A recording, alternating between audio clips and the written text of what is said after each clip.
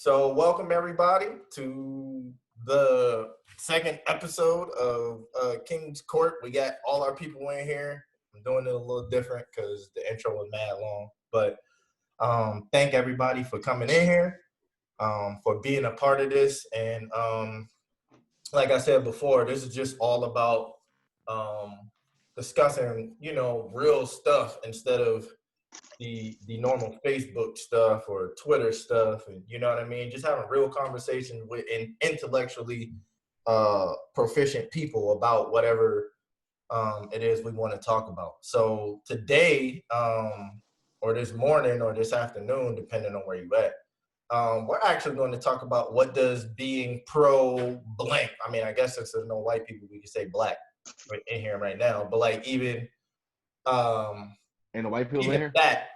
No, ain't no white people in here right now. If they come in, then we can always ask them. But right. Even amongst ourselves, you know what I mean? Like I think that we should be able, or not be able to, but we should come up with some semblance of a definition of what being pro whatever means to you. And so, I think the first point is to define what pro-black or whatever means to you, and then we'll get into all the other stuff. And so instead of starting first, because I don't want to start first on this one, I want to hear what other people got to say. Anybody else want to go? Can I ask a question? Go ahead. Does anybody in here all right, so on the last one we got into like filling out like job applications and how it, or any application or anything where to ask your identity, right? And you mark whatever your option is, whether it be African American or other or black or whatever it is. Does anybody in here not select black, or do they prefer an alternative? I don't know anybody's cultural background as far as specifics go. Do you associate with maybe an African country or maybe a greater margin or piece of your ethnical breakdown? No, it's African American. Yeah. African American? You prefer? Do you prefer that term? Yeah. Or black. I understand what other people. Yeah, or black. Yeah. I understand what people talk about. But I'm from the area. Like I was born in America, and I'm black. Okay. So I'm African American. Brent, are you on that same page? Yeah, I agree with that. I identify as black. You know what black? I mean? My father's black, my mom's biracial. I mean, got some Indian in me, some white, but overall, just identify as black on the application. But okay. To be honest, I identify as black all the time, but just to be funny on applications, I always put other, or sometimes I'll even put I'm a Latino just to be funny. All right. But no other reason. No, I be getting the jobs, but it's just funny. Like I just do that because they'll never. It's not like you'll ever know.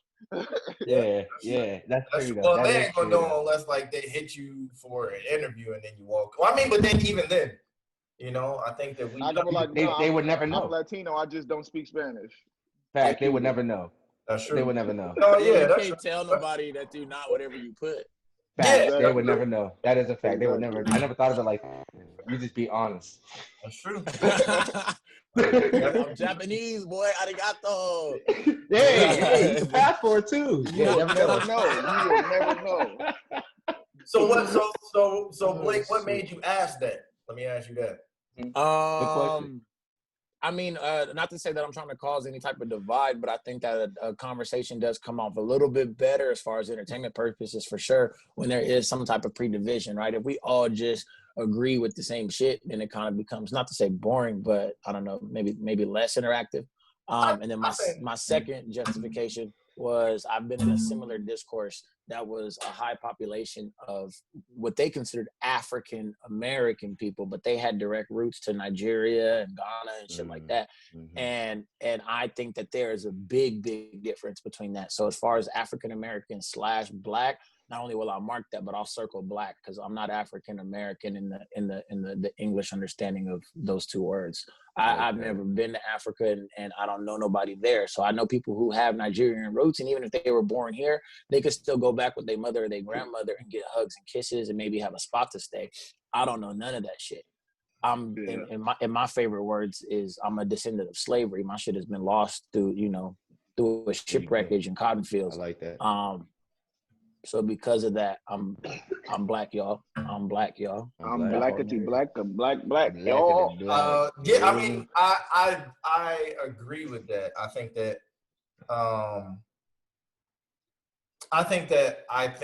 I look at African American and black as being similar, because when you say African American, I think of where you descended from. Like, it's different.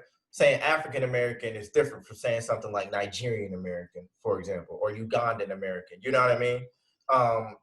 And I think that you can look at all of us and say that we are descendants of African. We are descendants from African ancestors. You know what I mean? We come from there, and even though we don't know where we come from, and our history has been lost, and we did have to create our own culture. I agree with all of that. I think that saying African American is just as pointed as saying black. I think black is just the culture that we have created as African Americans. Therefore, we now self-represent as black because we had to create a different culture. You dig what I'm saying? And so when I see African American, I'm like, yeah, because ultimately my ancestors are from Africa. Do I know where? Absolutely not. Do I want to know? Yes. Like Africa, I think it's AfricanAncestry.com. You can go on there. You ever know? Do you believe in that? But do you believe in shit like that, though? I mean, I don't know. On, I'm not gonna say that I ain't gonna say that I do because I haven't tried it. But I'm not gonna say that I don't, because then at what point do you tell yourself that you've lost all hope of finding that type of stuff? You know what I mean? And so like I'm not gonna say yes, like yeah, I agree with that 100%, blah blah blah blah blah. But I'm not gonna say that it doesn't work. I'm gonna say that the jury is still out for me. I don't know yet. You know what I mean? I think until I try it, you know. I think realistically, you'll never know where you're from. You think? Me too. I agree with that. You think we as black people will never know? Yeah, you'll never know exactly where you're from. Exactly. Pinpoint? So, nah. So okay, so then how old are you right now? The term African American actually holds more weight if you don't know exactly where, and you're ascribing it to the entire continent. You get what I'm saying? So we're saying black. I agree with that, but in saying African American, we're not saying that, oh, you are Nigerian American. We know that just as much as, well, not just as much, but they have a direct lineage path back to Africa. We may not know our lineage path, but based on what we look like and who we are at this moment, we can say that we have that same African. You know what I mean? We can say that we're that. Can I devil's advocate that then? And if you're gonna go vague on saying I'm from Africa, fucking the largest continent or up there, right? Big ass continent, bro. You could argue that every human being is African American, right? Because we do know the origin of man. I was just about to say that. So do you mean everybody from Africa or originated from Africa? No, you can't. Go ahead. Why? Because now you're allowing the one drop rule to take place, and I don't like that shit. Yeah. So that's a real thing, though. But that doesn't matter. So if you see somebody that is German and he could tell you that way back in the day he had a black grandfather, that makes him African American? No, it doesn't. He doesn't ascribe to anything that has to do with that at all. He doesn't. You're talking about a white person? Yeah. So no, I wouldn't even do that, because the one drop rule was to oppress us. I'm not going to allow that to take place. Are there white Africans? Yes, there are. Then they can be African American. Charlize Theron is African American, but that's because she's directly from there. And that white man, so like, he probably has better odds of tracing his heritage back to fucking Celtic backgrounds. He's like, okay, I'm Irish this, and then boom, once you get that more recent pillar, then that's where I think it should stop. The fact that we scratch ours through slavery is why I stop at black and refuse to go to African American. To Africa, because, and I agree, not to interrupt, but I agree with that as well, because I feel like the African American part of it, even though I do agree with both sides of this argument, even though it's not really an argument, I do agree, but I feel like the African American title kind of takes us away from a lot of the stuff that we're due here, like in a really roundabout way, because at the end of the day, we're attaching everything of ourselves, even though we created things here, we're still attaching ourselves to over there. That if they gave out like, we're here, tomorrow, we're black, we did this here. So it's like people chains still being on us. Slavery here, so yeah, that's a good way to think about it too. So what? Just being an American? A black American. A black American. Yeah, 100%. If they gave out because reparations we created tomorrow, that culture. Nigeria boy don't get nothing. There you go. We created the Black American culture where our ancestors created the African American culture because they came over here from Africa. Yeah, it stopped somewhere though, and we became culture. That part. Good job, bro. Good job. I like that. Black American. I guess. What you don't like, again, Phil? though, I agree with both sides though. I'm in the fence. I'm on the fence as far as that, but that's just my. Phil don't like that shit. Phil don't like that shit. No, I agree with what y'all are saying, but I think that I think that when we're talking about black, to say you don't like we take the word African out of there. I don't think that we should take the word African out of there, because then in essence we're doing what they wanted to do to us anyway, which is strip us of our culture. Say that we have created something new to begin with. You know what I mean? But it's true though. I'm not. Go ahead. No, go ahead. I'm not saying you ain't right, Phil, but he right too. Like, just like what I said, you'll never know where you really came from. All right. So like how I identify myself as that, I said African American at first. You feel what I'm saying? Because okay, I'm still gonna associate myself with my ancestors, but I was born here. You feel me? Like I don't know shit about Africa. What Bo said. You feel me? I don't know nothing. I ain't never been there. We done did research. When I had the fucking Black History books and how like it still don't grasp, like, you know what I'm saying, like what I done here though. You feel what I mean? My roots and my seeds are planted here. I don't know nothing about Africa. I do like the Black America thing. You feel what I mean? Because I do feel like we are culture and we are the ones that are gonna make the change, not them. You feel what I'm saying? Because they didn't make the change, bro. White people made the change for us. I agree. We had a voice in there with the Dr. Kings and the Malcolm X's. One of them even roses. You feel me? Mm-hmm. I agree. We are the ones. Look at the revolution right now. You feel me? That black people picked up the baton from something else. There you go. I know who fucking Mansa Musa is, right? And I consider myself an attachment to that. But more so, I consider myself an attachment to Malcolm X. You know what I'm saying? His parents was out here. Yeah. Yeah, and I agree with all that. But then my question is, so who from Africa did something for you, Phillip? No, I mean they did everything without Africa being what Africa was and what happened. Your generation, I'm talking about. Excuse me, your generation. Like I don't know nobody who impacted my generation from Africa, but I know some people that was from America that were Black who impacted us. Yeah, I mean. I'm sure. And we're a different breed of people, bro. We were curated. We are. They used to fucking, this one is the strongest and this one is the strongest. Yeah, you can't just do that to them together. You know what I'm saying? That you gotta fight me for that science experiment. That's a science experiment, bro. So through that mixture, that's where through that mixture of all of that, all of the shit that happened to us through slavery, and we create, because like. That's a whole new people. From the point of slavery, they created a whole new version of people. And although I agree that we are African Americans, because I'm on both sides of this, but our culture pretty much starts from slavery, because that's where we started with all of these great 100%. inventions that we come with that impacted the rest of the world. Although we have been doing that for forever from the beginning of time, our direct descendants come from after slavery. Like, even though it can go research back. Yeah, just like everybody else can, because everybody can research back. Mm-hmm. But our stuff directly, in my opinion, starts from like that part. It's a tie-dye shirt, baby. Once you tie-dye that shirt, it's a tie-dye shirt now. It ain't no more. It might remember being a white t-shirt or a black t-shirt, but once you fucking tie-dye that shit, it's a whole new thing.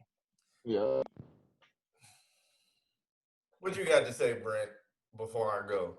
I'm just more suspective, man. I just left the UK where, I met a lot of Nigerians, a lot of Africans who know their heritage, who know where they're from, Ugandans. And this is a whole different dynamic. We are descendants of the slave, pretty much. Taylor is definitely a slave on her name. all these names. You know, we all mixtures. Everybody in here, bro. Washington, Barnes, Wilkerson, Washington, Barnes, all these, none of these are original black names at all. Clearly. That's a fact. They are. But yeah, I mean, I would say Black American. I mean, everybody in here got a slave name. Absolutely. That's a fact. I agree with that, but that's not to say. So you're discounting the time before they came here, but you're counting the time that they got here, is what you're telling me. And then curation of a new people. And no, hold on. So hold on, because I was getting there. So you're saying what happened to the people once they got here, and then the curation of the people once we got here. Now, but we ain't them though, Phil. Now hold on, because our slave names are given names. Those aren't our actual names, and that's part of the process that was necessary to take where we came from away from us. You dig what I'm saying? And so the curation of people, the curation of slaves to make bigger, better, stronger, faster superhumans. Superhumans. There'll be some superheroes. So like that. In them doing that to us, that was still slave on slave, and therefore it was still all African. There were some slave owners that did rape and do things like that to just for basically for power purposes. But if we're talking about making the strongest slaves and things like that, all of that is still African. I get what y'all saying, and I don't disagree that Black culture is the culture. Like Black culture affects the world, which is how you know Black culture is the culture to have right now. You know what I mean? As a matter of fact, one of my homeboys actually just sent me German artists who are recreating or rapping over Black songs. You know what I mean? Like, so I know that our culture is far reaching. What I'm saying in terms of African, why I don't think we should drop African is because essentially what we're doing is, I agree that we created something new and something to be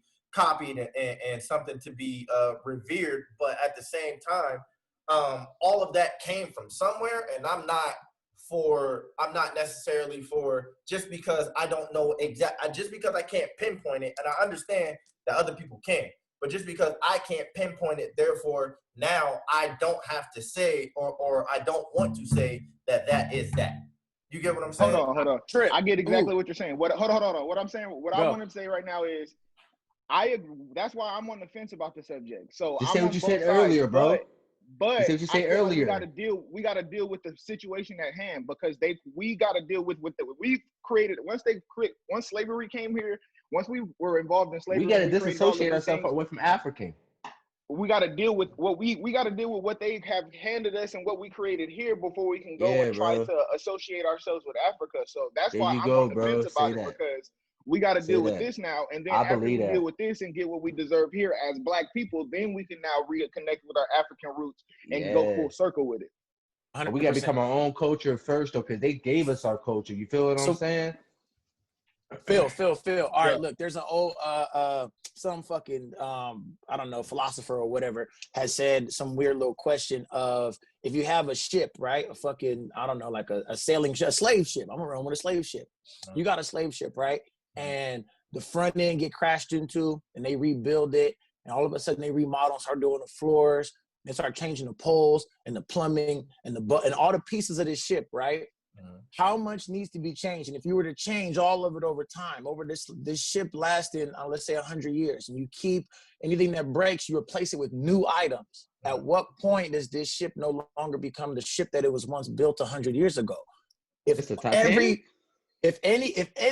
piece, it could be a house too, right? Whatever it is, right? But if I replace the windows of the house and I start switch out the drywall and build this room and demolish this one room, granted, maybe it's still on the same plot of land, but every element of that home is a new thing. It's nothing, none of the original pieces are there. Is it still that same ship and or house, or is it a whole new thing? If I was to have that situation occur, right? So say like that same ship, and I got it, and I knew that it was a slave ship, and they just wanted me to refurbish the slave ship, like you're saying, refurbish it and making it to something new so that it is not what it was, I would tell them that I'm not going to do that either. No, I'm saying hypothetically, if it happened, it's like, when does it become not the same original ship no more? If you swap out every piece. And when people forget, when the last person who knew that it was a slave ship forgets that it was a slave ship.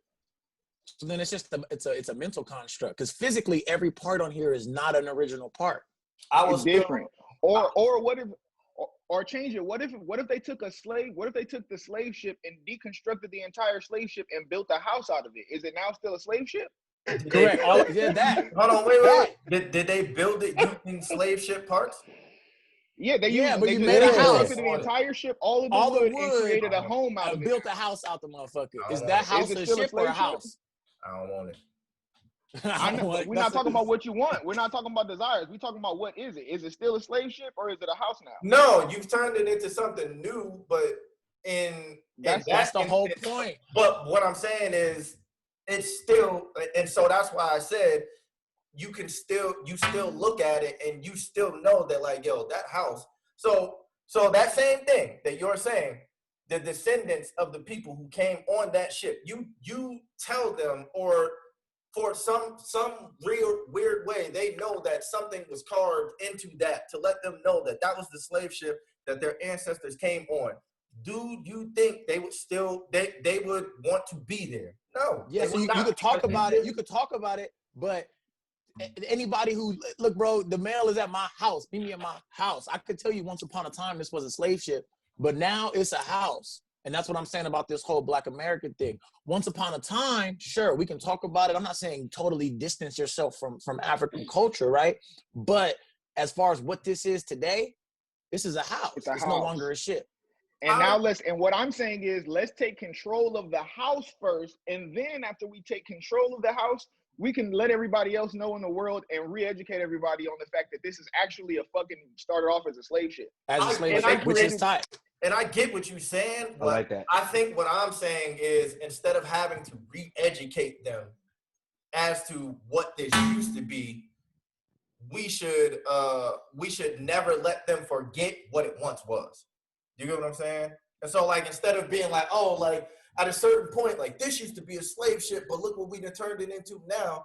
I think instead of saying that, I think that we should actually say more like, I guess it's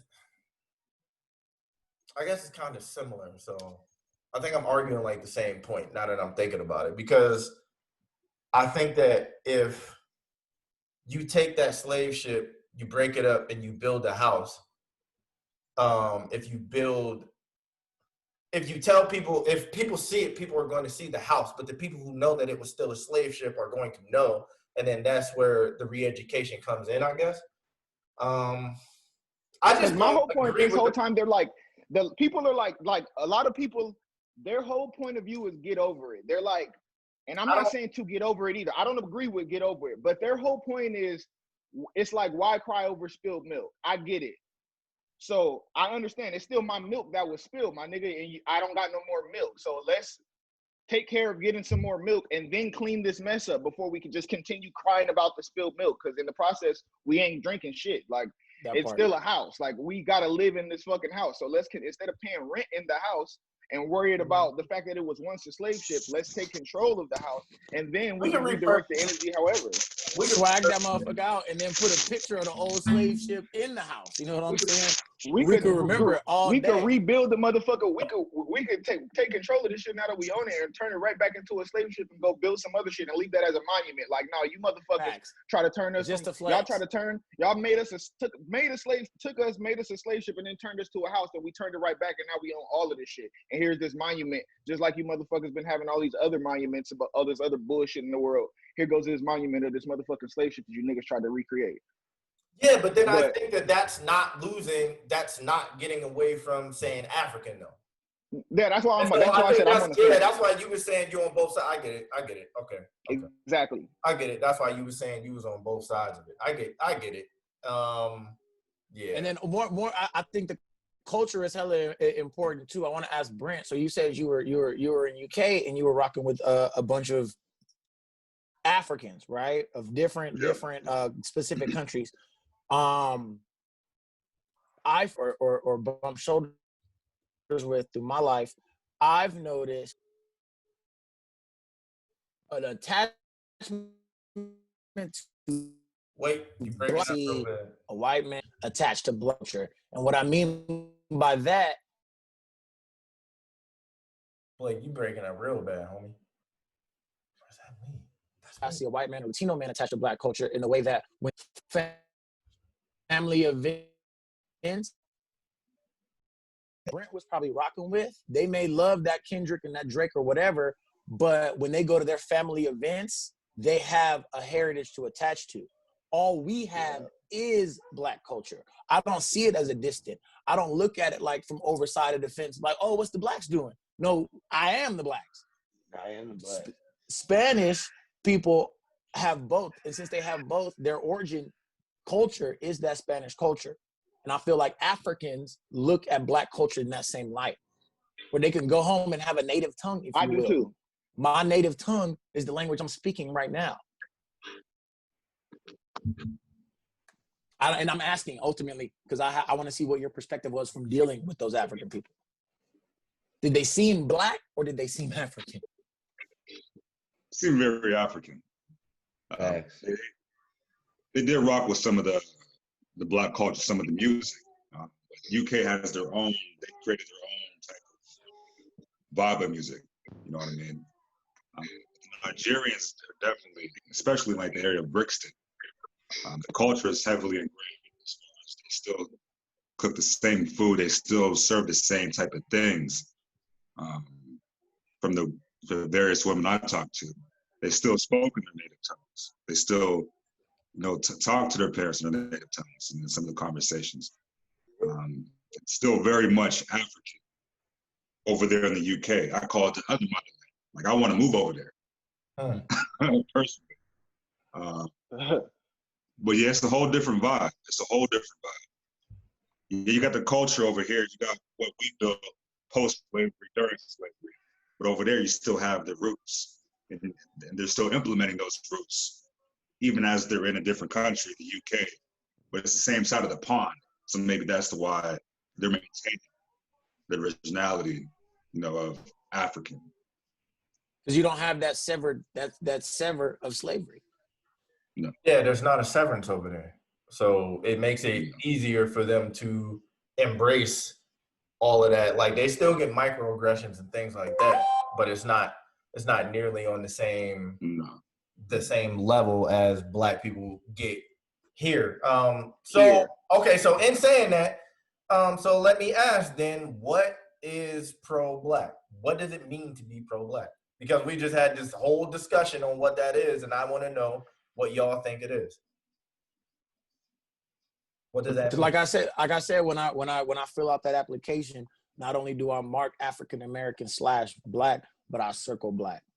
To me, that's pro-black. I rock with black specific culture from fucking Malcolm X to Bootsy Collins to goddamn Frederick Douglass. And I can't name more than 5 African super names. I know black culture. I know American culture. And I know the difference between the two. And I'm proud to be a black American. I got you. Me, I just I'm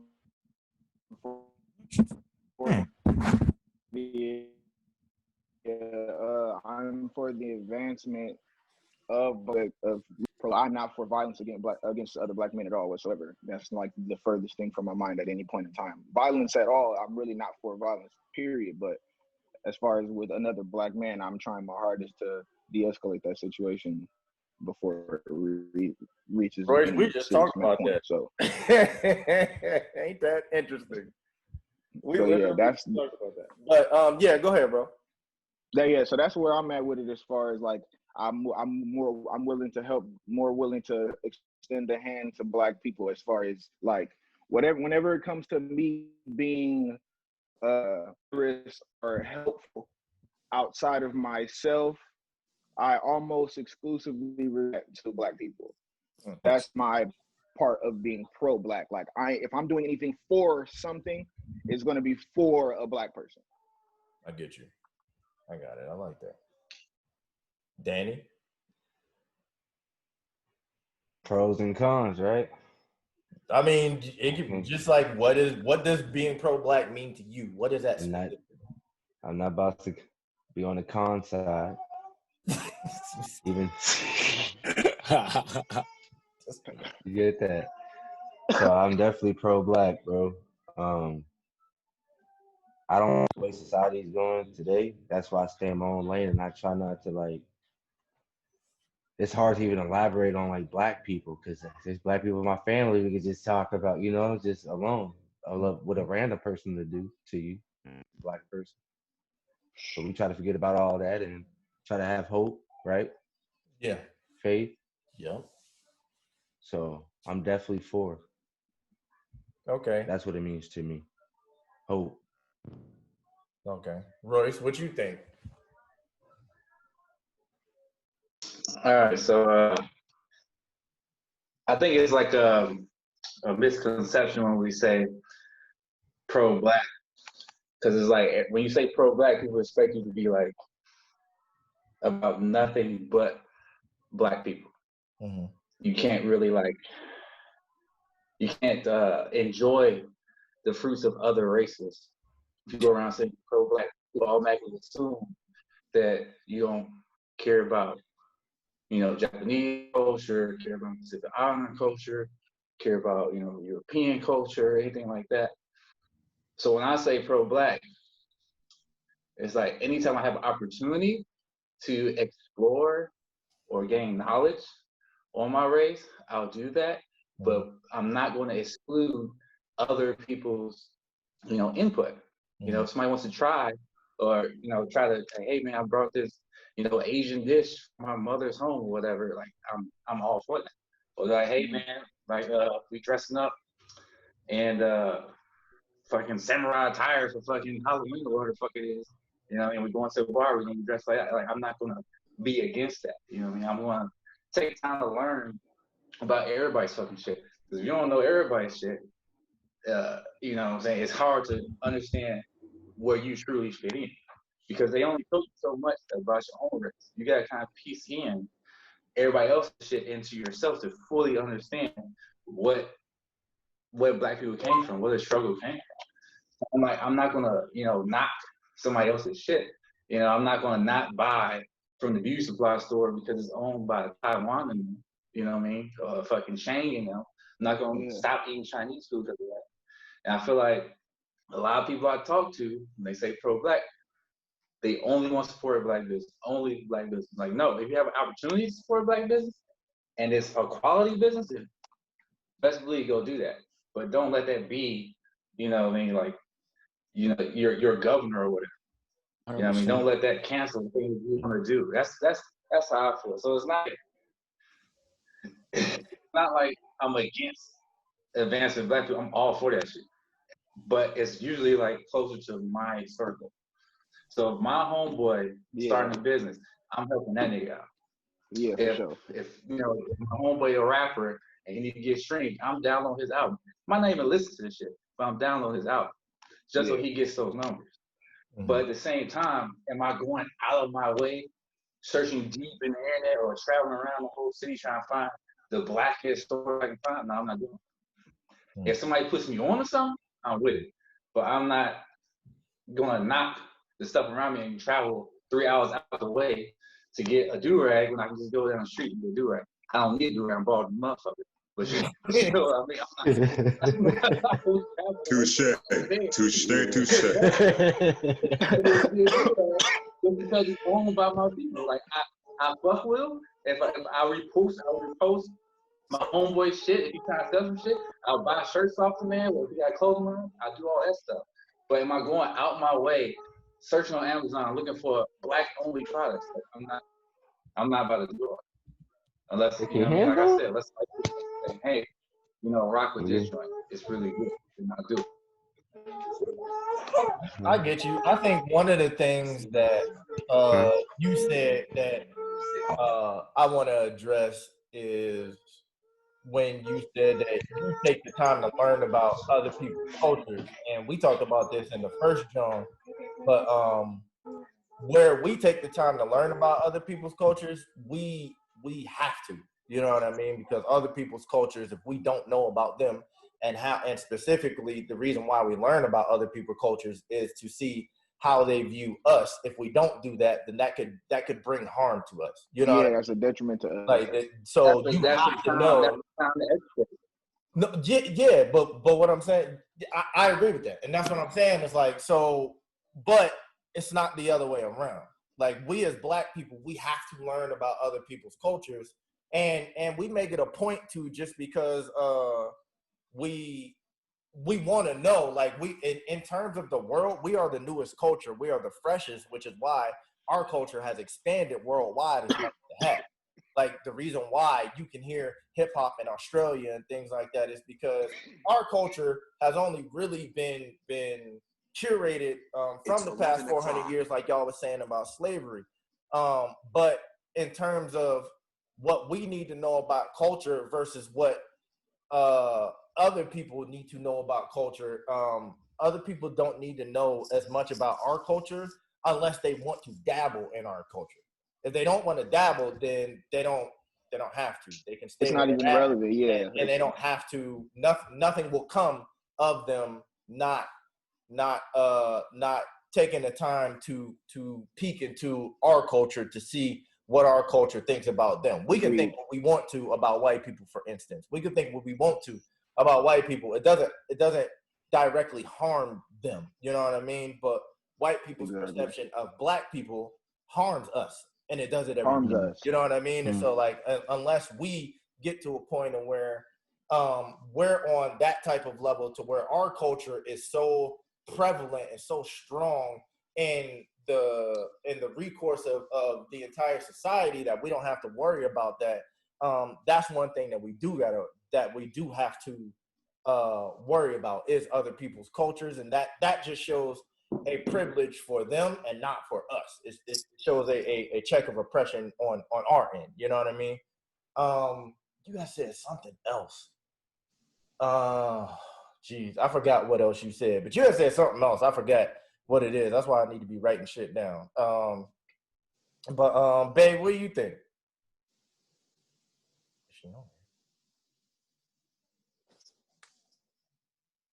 Hello? Yeah.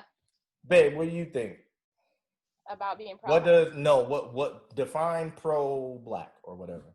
I think pro is absolutely exclusive. I think that you can be supportive of other things outside of what you're pro for, but still be exclusive to your preferences. So to me, being pro is your entire essence.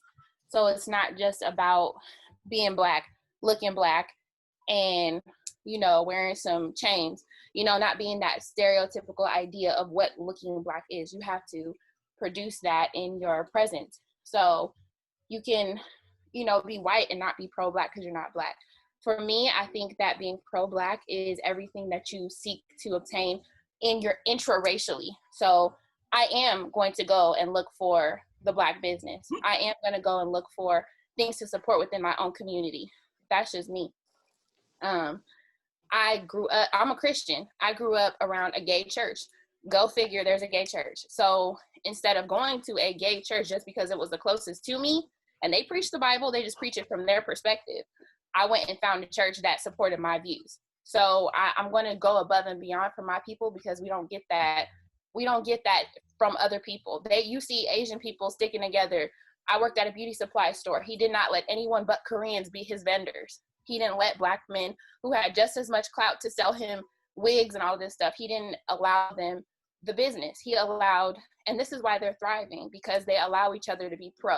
That doesn't mean you can't, go out and I'll use the Christianity. I'll use Christianity as an example again. Just because I'm a Christian doesn't mean I don't love people that aren't Christian. People might be agnostic, atheist, gay. It doesn't matter. If you're a good person, I fuck with you. But that doesn't mean I subscribe to your viewpoints. In the same way, I'm not going to go outside of Blackness just because it's convenient. So yeah, I'm going to go look for everything that I can do to support mine. And, you know, I think that a lot of people make the mistake of saying they're pro-Black just because they support one or two things here, but then they will, you know, perhaps say they don't prefer Black spouses or Black, and that's fine. Do you? No one should take shots at you for doing that, but I think there's a difference between supporting it and being pro. You don't see pro-lifers having abortions. You just don't. You know, you don't see people that are pro anything is to support and produce that, procreate. You know, those things mean that you exponentially increase that which is. And for me, being pro means that you subscribe to it entirely. And that's just. When you say entirely, do you mean exclusively? I do think to an extent you kind of have to be exclusive to fit the definition of pro. I mean, I'm not. Isn't that impossible? How is it impossible? I don't know. What phone do you have? I have an iPhone. When I worked at Verizon, I was pro Samsung. You never caught me with a iPhone. I hated a MacBook. I hated an iPad. Every person I sold to, Dad was the first person I sold an iPad to. Never sold because I hated it. I got people on my bandwagon for Samsung. That's how hard I went. Or my point is, neither of those are Black companies. Doesn't matter. I'm talking about that as an example. You asked me what kind of phone I have. Samsung is from Korea. So either way, I'm not getting. There's no Black people that make phones right now. Once they do, cool. I'm looking for Black banks. Killer Mike just opened an online Black bank. Once he gets it popping, gets out all the viruses and things that can come with going online banking, trust and believe, I will do that. I said myself, if there was a Black bank down the street like there is in LA or there is in Atlanta, we'd be banking Black. That's where I'm at with it. We don't get that type of support. So I'm going to do it. There's a few of us out there. I'm going to be one of them. So there's a company called Freddie Figures, owner of largest Black telecom provider. Would you drop AT&T or Verizon or whatever you have to go to Freddie Figures? If they were sustainable, if they were proven to not have the type of security backing, you know what I mean? Like working for. What if you don't get those luxuries because they're an up and coming company and you want to support them solely because they're Black, but the quality's not there? I would still support them. I might have my Verizon on the side, and then once they take off, I'm dismissing Verizon.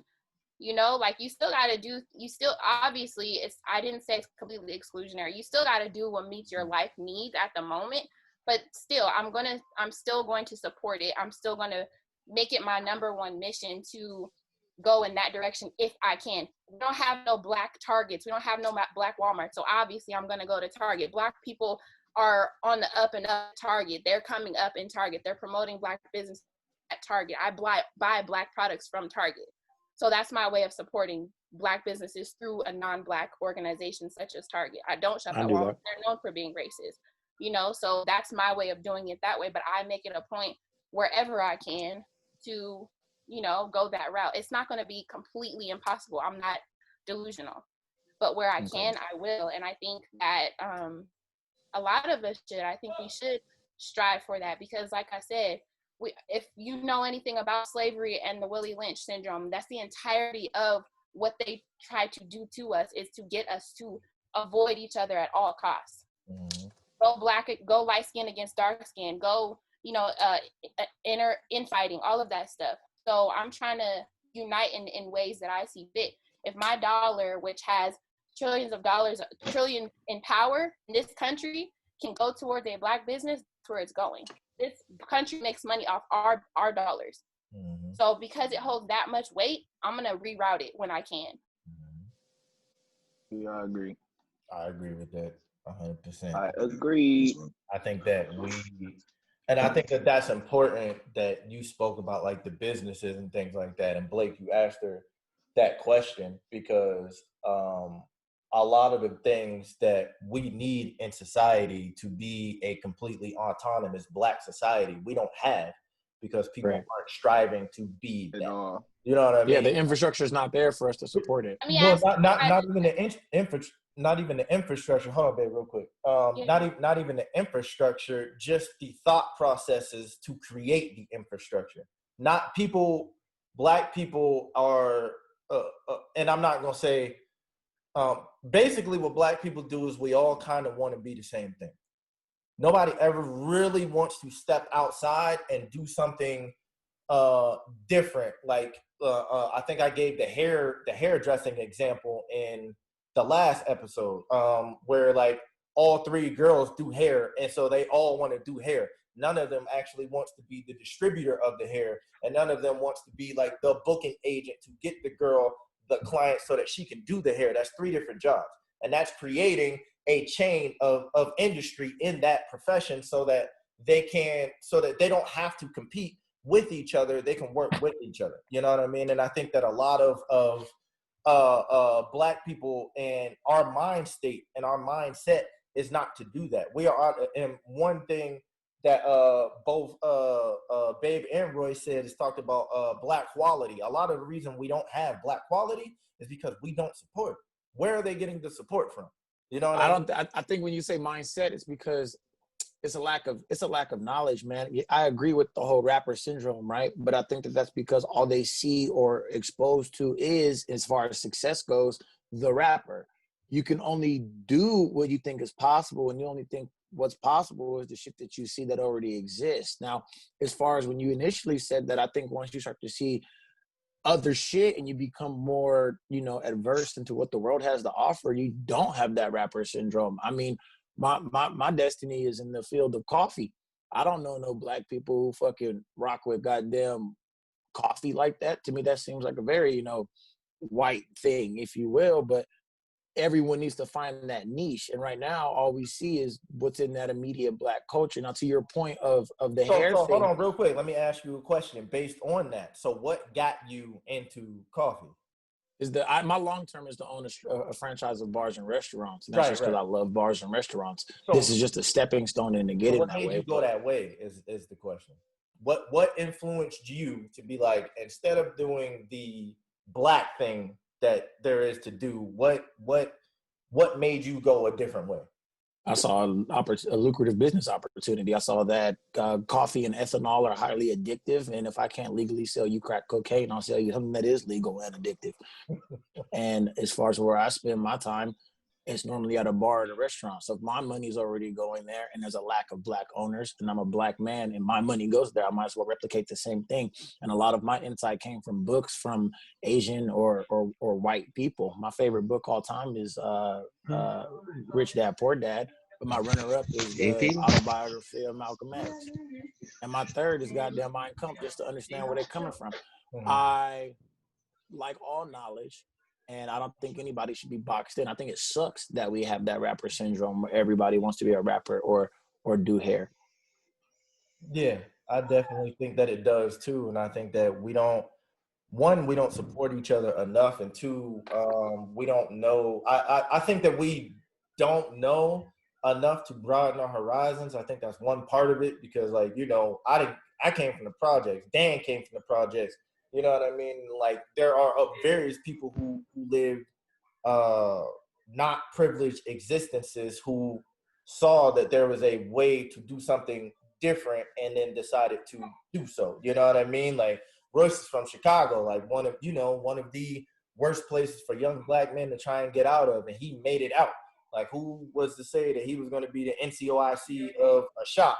You know what I mean? And like, I think that knowledge that we try and get or is largely kept from us, one, and then two, the media sensationalizes the things that are very rare to attain. It is very hard to become a rapper, even though it looked like it's super easy.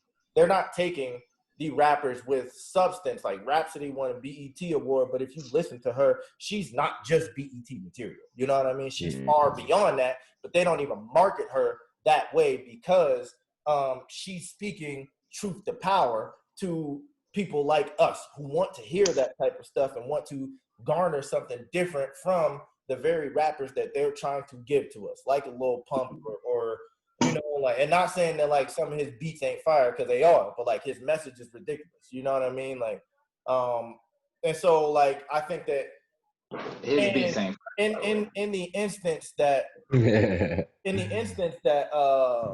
we see that that's all they're giving us, that's when people like us have to go into these communities or even just speak to the people around us and tell us that there's something different out there for us. You just got to go find it. You know what I mean? And be willing to usher the people towards that. You know what I mean? Like a lot of times we'll have the information and we keep it. Why? There's no. I don't know, and we don't work together in that facet. There's what? But where did that come from? I don't know. It sucks because you think that we have all this unity and we're pro-black, but if this was 6 fucking Punjabi fuckers, they would all put $5,000 together and start a gas station. We're not gonna do that. No, we're not. That's because in my opinion, that's because of the fact that the bullshit that happened after slavery. I mean, it was strategically it was a plan put in place to separate us and all this shit. So That's the reason why I agree with that. Yeah, and that's exactly what it is. Like they taught us to distrust ourselves, and so even if you catch something that might be similar in terms of quality to what you're used to, so like the black mom and pop shop on the corner, they're not Target. They have similar stuff to Target, but they're not Target. You will tell yourself that because they're not Target and they don't have everything that you need every time that you need it, you're not going to go there. Instead of going there, splitting your time between this place that you can support, even if you're supporting it a little bit just to help get it off the ground, and then going to Target for everything else. And we don't teach ourselves, and we don't even talk to ourselves enough to tell ourselves and the people around us that that's what we need to do. As far as being pro-black, I think that that's what it is. Like not just, I think that it goes beyond support. Like Cece was saying, I think that it's pro everything. Like like Royce, I understand that you're in Germany, so it might be hard to find like a black business and things like that. And you gotta do what you gotta do. You're not going to not buy something just because it doesn't come from a black business and suffer through like the shipping process and all this other stuff. I get that, and I agree with that. I don't think that you should, but in the event that you have the resources and the opportunity to find yourself a black-owned whatever it is that you want, instead of just getting up and going to the Target or something, just do a local search in the area. If you find something that's black, go and check it out.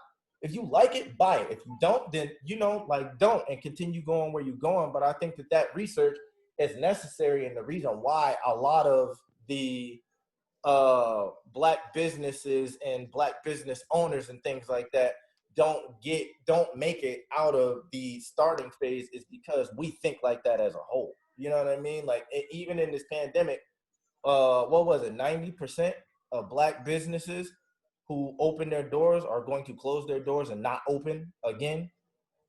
What is that? You know what I mean? Like how is that the case when we're specifically talking about like supporting black people, but the black dollar hasn't went anywhere? We're still pumping that into the economy. You know what I mean? And I think there has to be a concerted effort from us to get to a place where before we do anything, we look and see that what we're doing is supporting us. Because the same way that we're not supporting somebody else, y'all could have just easily not decided to jump on this phone. Then what? You know what I mean? Like I would have been asked out and I would have been asking, whoever, people that I don't know, but it's support. And it starts small. It don't matter if it was just me and Dan on the call or me and Dave on the call. We talk about this type of stuff all the time. You know what I mean? And we got our podcast. We could have just did that, but I didn't want to do that. I wanted to be able to reach different people from different parts of life in different moments in life with different perspectives in a way to try and get us to understand that 1, we can trust each other, 2, we can care for each other, 3, we can support each other and have these conversations, even if these conversations are not always hook, line, and sinker. We all agree. You know what I mean? So that's what I think about it. AJ, you just hopped in here, bro. Hold on. Excuse me. AJ to say something. AJ, hey, what's happening, man? Not a whole lot, bro. I'm loving it all. Talking about defining pro-black, and I want to know what define pro-black for AJ. What does that mean?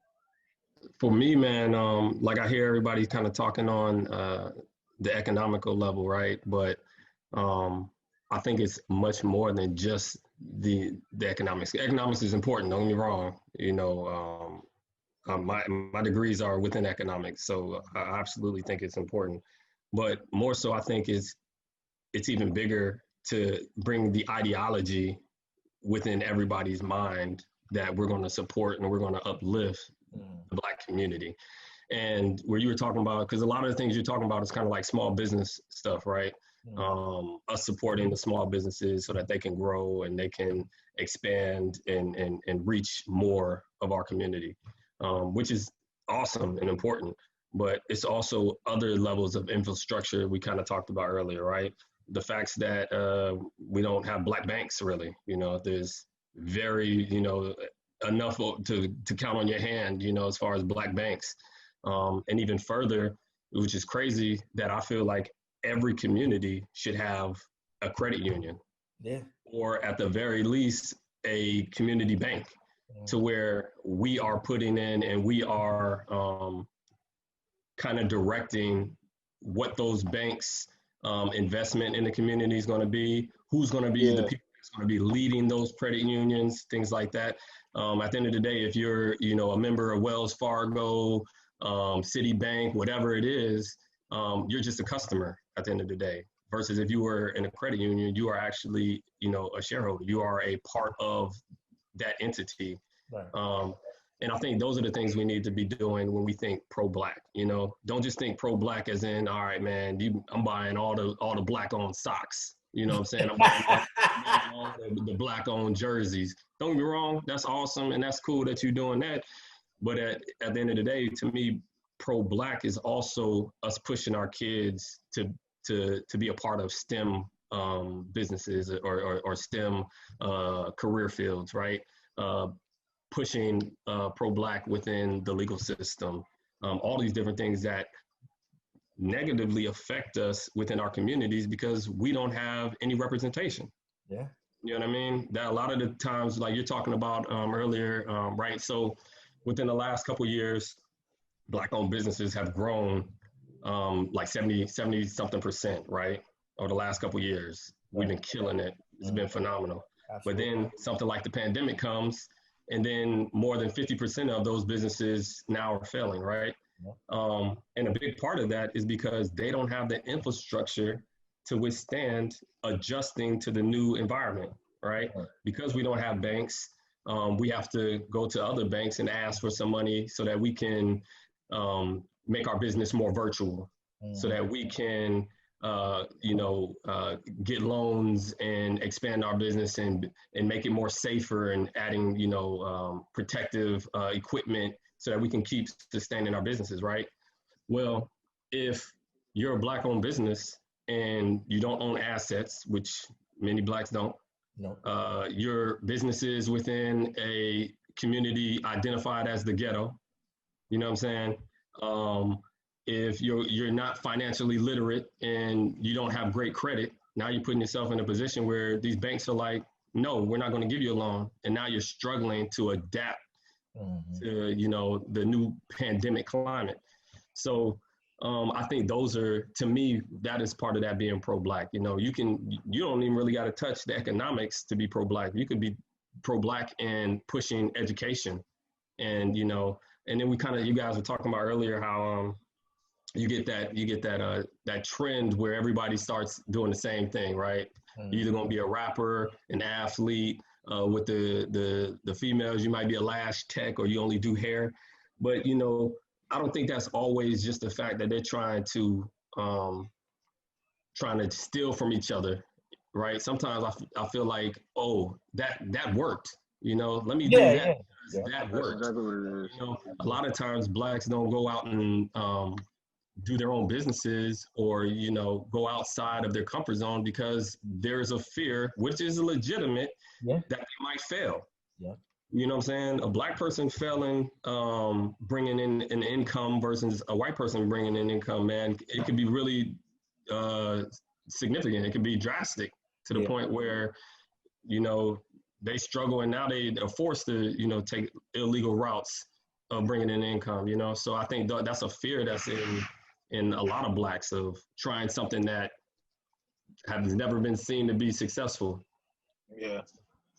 I feel like that's my piece on, you know, being pro-Black. I feel like economics is important, but I feel it's all around doing the things that are a necessity of building up the Black community. Yeah, I definitely agree with that. I think there was a lot of discouragement. I'm sorry, but I think there was a lot of discouragement after the Red Summer when they bombed everything Black and thriving. There was so much discouragement because they bombed them, they rebuilt, they bombed them and rebuilt. Now we're at the point where this was on purpose. They were like, let's get to them to a point where they don't even feel like rebuilding anymore. Let's discourage them, kick them while they're down so much to where they don't even feel like, you know, they want to rebuild. And then let's give them a bum ass GI Bill. Let's redline them. So now they even have less real estate to build on. So then we get to a point where Biden has a slogan that says build back better or something. We need to build Black better, because now we have such small area to build on, like you were talking about, like credit unions and communities and things like that, but they don't even give us really the resources to put those in our communities, you know, and they'll try anything to keep us from those funds and that allocation of resources to be able to do that. And I think now we're at the point where when we do see a Black business, a lot of times what I think we all can agree on is sometimes when you go in there, they have stank attitudes. So then it deters you from even wanting to support. And then this leads me into, well, I tried it, so I gave it a shot. I'm not going to try it anymore. And this goes beyond the economical, financial realm. This goes into even dating.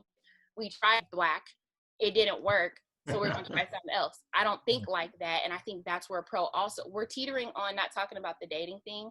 And I think that's important, because I think that your pro is, like I said earlier, your essence. And I think, sure, you can support Black businesses, but where do you go when you go home? You know, and again, there's nothing wrong with choosing, you know, who you date, but how does that define your pro? And I think, like the Black businesses, if you tried it, they had a messed up attitude, and you don't go to that business anymore. There are some more. They might be online, but there are more. So I think that even in dating, we kind of use that as an excuse. We tried it, and you know, it didn't work out. So I'm gonna try something outside of the scope of, you know, dating Black. And I think that's another thing that we need to discuss is, are you pro if you might not date, you know, in your race, but you still you happen to support Black businesses? Does that define you as pro? My argument would be, like, I think you made some valid points, right? But I feel like at the main point, like, if you keep the premise in your mind that you're going to be pro-Black, right? I feel as if with everything, we always try to go into everything's totality. Like, if you're not Black everything, you're not pro-Black, which I don't necessarily agree with. Like, I'm not going to say, you know, when it comes to relationships, at the end of the day, love who you love. But if you have that mindset of you're pro-Black and you're going to advocate for Black community, even when you start to meet struggle or challenges, I don't think that's going to put you in a position where you're deterred from it altogether. Because at the end of the day, I might go to a Black-owned restaurant and their customer service might not be great. Quality of, you know, some of the stuff isn't all, you know, up to par. But at the end of the day, I'm gonna see that same stuff at McDonald's. You know what I'm saying? I'm gonna see the same stuff at Perkins. I'm gonna see all these, you know, regardless of it's Black owned, white owned, you still gonna see levels of lack of customer service. And I feel like that's the same thing in relationships. You're gonna still have the same struggles, whether you with a Black woman, white woman, and so on and so on. So, you know, I think feeding into the, you know, if you feed into that principle in your mind that, you know, at the end of the day, if I'm going to, you know, struggle or push forward, I'm gonna push forward with my community. Yes. You know what I'm saying? Yes. I think that's the thing. But at the same time, I don't feel like a person is not pro-Black just because, you know, they're in a interracial relationship, or because, you know, I just feel like, you know, to go into that, it's almost like we're going into that cancel culture because you're not Black everything. It's like, I don't come think on. you should cancel somebody for dating outside their race, but I also think you shouldn't get hung up on the title of pro-Black. If you're not, you're not. What do you do with your life that pushes forward your people? If you happen to date somebody that isn't Black, no, to me, you wouldn't be. But that doesn't take away from your value as a person that supports their community. If all you're hung up on is the title of pro-Black, what are you really in it for? You know, because if you happen to date someone white or Hispanic or whatever, but you do everything else that would support your community. I mean, there's other arguments to be made there as far as why you would support businesses, but not maybe try harder dating inside your race. But outside of that, if you do everything else that affords your community the luxury of support, then I think the title of pro-Black is very minimal in the sense. I agree with that. I think that you can be all of these other things to all of these other people. But I think that it really shows I don't think that you can be pro-Black and be in an interracial relationship. I don't think that now means that you don't support the culture and you're not trying to push it forward. But I think that deserves another word, like maybe like or maybe another label. And I guess like we get caught up on labels so much, you know what I mean? And maybe we shouldn't, you know, but in this grand scheme of this I got a question. I don't want to cut you off. I got a question, right? So would you say that Frederick Douglass isn't pro-Black?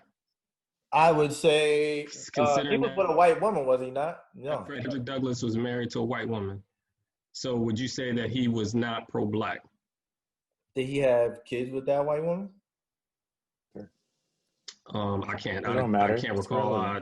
I think it does. Oh yeah, we were just talking about relationships, so I don't know. I mean, but how much that matters. That's part of a relationship too, your lineage. You know what I mean? Like I don't think that. So somebody like Frederick Douglass, or like even he was first married to a Black woman, and then later down the line was married to a white woman.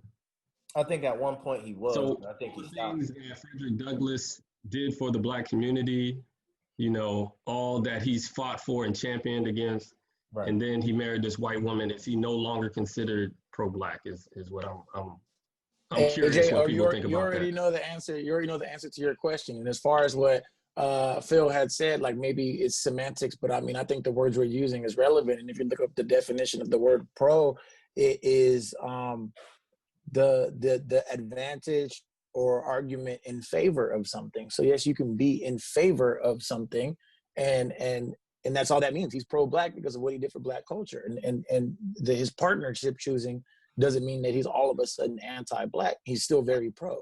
I'm not saying that Frederick Douglass. I'm not saying that Frederick Douglass was anti-Black and being with a white woman. What I'm saying is that, to me, and I'm not going to put this on anybody else because maybe y'all don't feel the way that I do, you know what I mean? But to me, once he married the white woman, that kind of does that knocks him down from being pro-Black for me to being more like a staunch Black supporter. You know what I mean? And I just don't think that. Yeah, so he pro. Let me. In my opinion, you stupid. You stupid. That nigga stupid. I'm not gonna take all these light skin jokes. No, I'm not. Don't do that. Don't do that. You know that's not what's happening. Go ahead, bro. As far as who you love, the heart wants what it wants. So if you come across somebody in your travels and they just so happen to be of a different ethnicity, you'll be a fool to deny yourself that opportunity at love with that person. That was just foolish. But but on the other hand, if you are a person who chooses not to date within your race specifically, then you are not pro-Black because you're choosing not to. Correct. But it's a cognitive decision like that, then yeah. But if you just so happen to fall in love with a person amongst your travels who is of different ethnicity, like I said, who are you to deny yourself what your heart wants just because of? So I agree with that. If love was something you just fell into, it's called falling in love. But but no, hold on, wait. before we even finish, before falling in love, you know that the language in terms of falling in love is a farce. That's not what you do. You don't fall in love. That's a great point. Before I fell all the way in there, bro. Bro, no, that's not what happened. No. And you can try and say that is what happened, and you might feel as though that was it, but you didn't just, like, one day you woke up and it was love. What you did is I don't believe that either. Consciously and purposely, you made a decision to love that person. You made a conscious effort-filled decision to. I chose the street that I was gonna walk down, and then I fell walking down that street. But for sure. So yeah, I selected, all right, I'm gonna walk this way, and then my ass fell 100%. Because at the end of the day, we're talking about a physical attraction, right? Like, nobody is like, I fell in love with this person because they had a beautiful heart. You know, I mean, I gotta know relationship with this person. Cause no, you had a physical attraction that brought you to them, and then you got to know them. 100%. And then over time, the love was built. You know what I mean? And exactly, over time, the love was built. So when people say that they just fell in love with somebody, that's not being truthful. I agree with you as well. I agree with that. Yeah, like I so people be like, oh, like dudes would be like, man, I just saw this white girl, like I fell in love with her, or like what women might say, like I saw this white dude and I fell in love with. That's not what happened. You actually made it a point to give them the things that you knew would facilitate the start of a relationship and then eventually bud into love. So you can't sit up here and tell me that you fell into love. Because no, you're correct. I pulled up like the Pink Panther on her, but over time I fell in love. 100%. Well, yes, but then that's what I'm saying is like, so you actively chose to engage in the time necessary to build that love with that. Build that, yeah, because that's as far as love with me.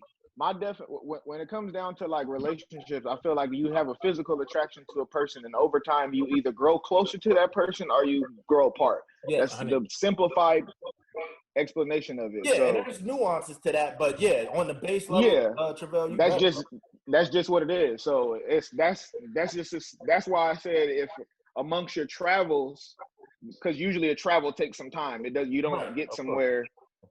So amongst your travels, if you so happen to if that so happens to be fostered within your travels, then you'll be a fool to deny yourself of that, is what I'm saying. But if you're a person who is, like I said, if you're against dating within your race, then that's different. Yeah, but and I think go ahead. I think y'all have to be careful when you say you're not pro-black because you date or you marry outside your race, because all you're doing is turning off a bunch of niggas that will be ride or die with you, because you literally telling them, oh, you can never be on my level. That's the same shit they try to do with gay marriage. Oh, let's not call it gay marriage. Let's call it partnership. Let's call it fucking butt buddies or whatever the fuck they want to call it. But we ain't gonna give it the title of marriage. But as soon as one side said, no, we'll call it marriage, them motherfuckers won the election so they can get their fucking marriage. It is what it is. That's all. But what I'm saying is, like, go ahead. I don't know who's here, who's married to, or who's married, who's not married, who's dated outside the race, who's currently married to outside the race. But somebody who is married to somebody outside my race, who's not even American, she's Russian.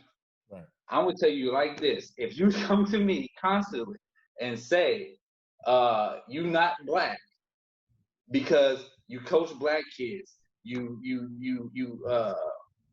constantly promote black business, or you support your friends who are all fucking black trying to start this shit because you married a white woman, you not black. You are partially black or pseudo black or the fuck. You ain't gonna do nothing but you semi pro black.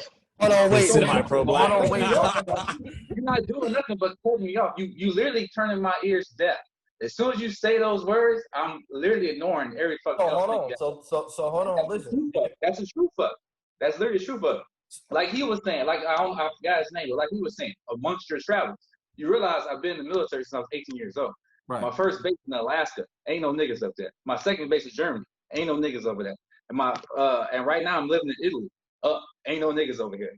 So most of my adult life has been around other races, other cultures.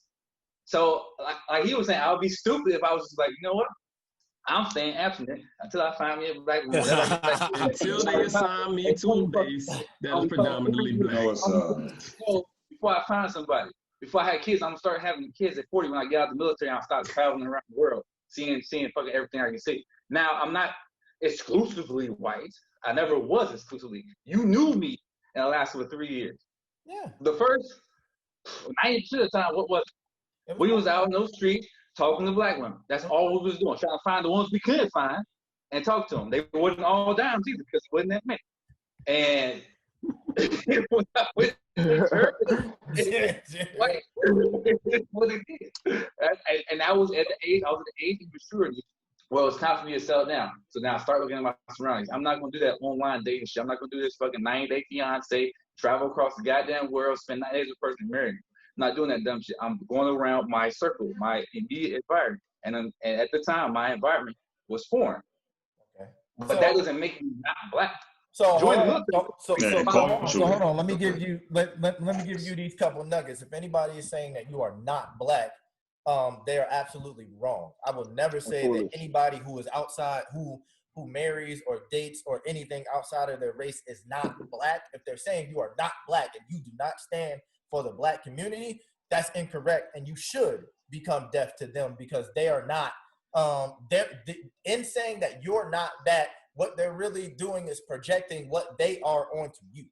So you know what I mean? Like, so if anybody says that you are not black, now in terms of what you said, in terms of dating outside your race, and you being not on the same level, I don't think that there's anything wrong with levels to the amount of support that you do. So you have consistently said that you are not the type to go out and search for black businesses to support and things like that. That's your level.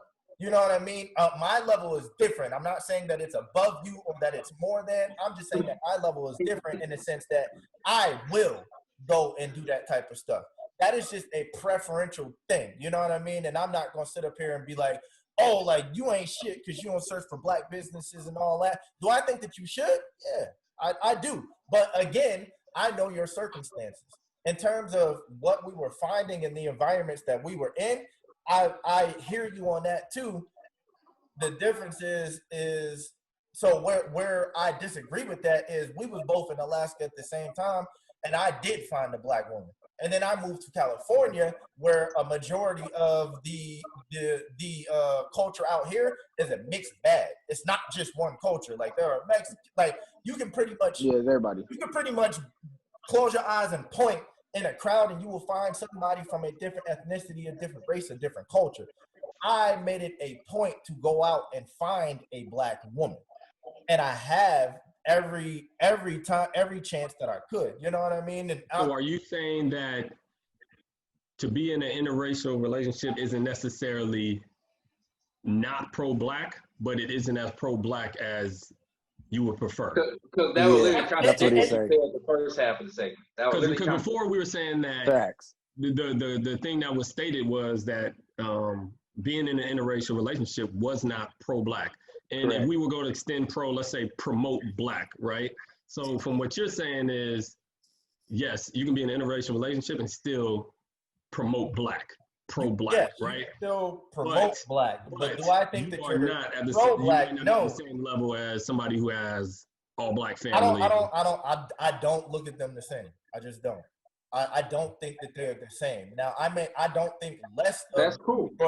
Even if they do more for the black community than you do, so you win just by having. So back to his Frederick Douglass point, to me that's top tier. I think Dave Chappelle is extremely goddamn pro-black, right? And his wife is Asian as hell. So you telling me right now that if you knew a guy named Tyrone never did anything black business, but he hooked up with black shit.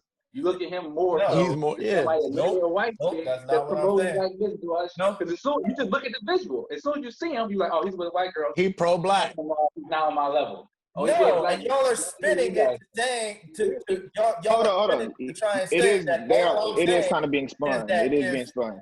So hold on, y'all are trying to spin it to say that I'm saying that all it takes is for you to be in a black relationship. And then you pro-black. Like, you got to pro-black. No, that's not what he's saying at all. That's not not what he's saying. saying. Hold up. Let me ask you this question. If amongst your, because I also am a person who seeks out black women. My baby mother is black. She's dark skinned, as a matter of fact. So not saying that adds any more points because we're not talking about levels here, but I'm just saying. But if you amongst your travels of trying to find a black woman, if you would have had, if there would have been a woman of a different ethnicity who was for you and was along your side and like was building a relationship, would you have cut that off? Like, would you have stopped that from being a possibility from the beginning just because of their being outside of your race? No, I'm not saying that I would have, but what I am saying is no, it's not. I'm not saying that if I came across somebody who piqued my interest as a non-black woman, I would not have pursued that interest. What I'm saying is I looked for black women to fulfill my interest. That's what I was. And I think at the end of the day, I agree with that. Me, how I look at pro-black, right? I look at it when I told you that, like, whether relationship, like, I am looking for that. When it's economics, I am looking for that. When it's education, I am looking to educate. Well, I'm looking to educate black boys before I look to educate white boys. Right. You know what I'm saying? Not to say that I wouldn't, right? Because they educated too on our challenges, struggles, a real Black American history. Like, they need that education as well. But I am going to advocate and seek out Black education and Black everything first. Right. And that's all I was saying is, like, I made a conscious effort to, I'm 3 now, and I don't have any kids. You know what I mean? And I have, not purposely, but like, I haven't had any kids yet. You know what I mean? Yeah. But that's on purpose. I wasn't the smartest, but like, I wasn't doing everything necessary to not have kids. By the grace of God, I just didn't have kids. But I've been with a black woman the entire time. And my thing was, and I got this from my mom, because my mom is a dark-skinned black woman who is unapologetic about her skin tone and what she has went through and what she stands for. And I'm not saying that anybody else who has like the same type of experience is less than because they have went a different way. I'm saying in my experience, my mom taught me and showed me that is what I want in a woman, and not just her mindset and her drive and her determination and her grit and her will, because it was through sheer will that all 3 of her kids are doing well. You know what I mean? It was also, I want a woman who actually looks like her. You know what I mean? Because I felt like that would be similar to the same experience. Now, is Cece the same color as my mom? No, but she doesn't necessarily have to be the same color as my mom for me to recognize that there are so many ways that they are similar in personality and determination and drive and all of those things. And I wanted that in a black woman. And so that's what I went to. You know what I mean? And if you went outside of that, that's on you. You know what I mean? And I'm not saying that, like you're more pro-black if you in a black relationship, but you don't support black businesses. No, I would say that person ain't pro-black, nor are they a black supporter. You can be, Tay Diggs is a perfect example of somebody who is enormously black. He's black as hell. But he's not black though. You know what I mean? Just by the way that he acts, the rhetoric that he says, the things that he supports, in the way that he projects himself. He is black through and through, and you can't deny that, but you can tell that he hates himself by the way he portrays himself, by the way he speaks to other people about what he got going on, and the way he speaks to anything else that's going on in the world. You know what I mean? Terry Crews is another one that you can look at and be like, yeah, he doesn't necessarily support. You just keep going back and forth. You literally keep going back and forth. One instant you say you're not as pro-black as me, therefore it should be called something else because you're with interracial marriage. And then Yeah, you I think say, it should be called something different. Pro-black interracial marriage. I don't understand what point you're trying to make. Like, which one is it? What I'm saying is you're not. I consider pro-black to be doing everything to advance the experience of black people, including being okay. Then think about it. Stop jumping Hold back and forth. Hold on, listen. So what I'm saying is, I consider myself pro-black because I do all of these things and I am in a relationship with a black woman. In the event that somebody does all of these things but is not with a black woman, I don't consider them to be pro-black like me. That's what I'm saying. Me. All I'm saying is I agree with you as far as up until the point where it becomes the not pro-black as me, because it's just pro-black.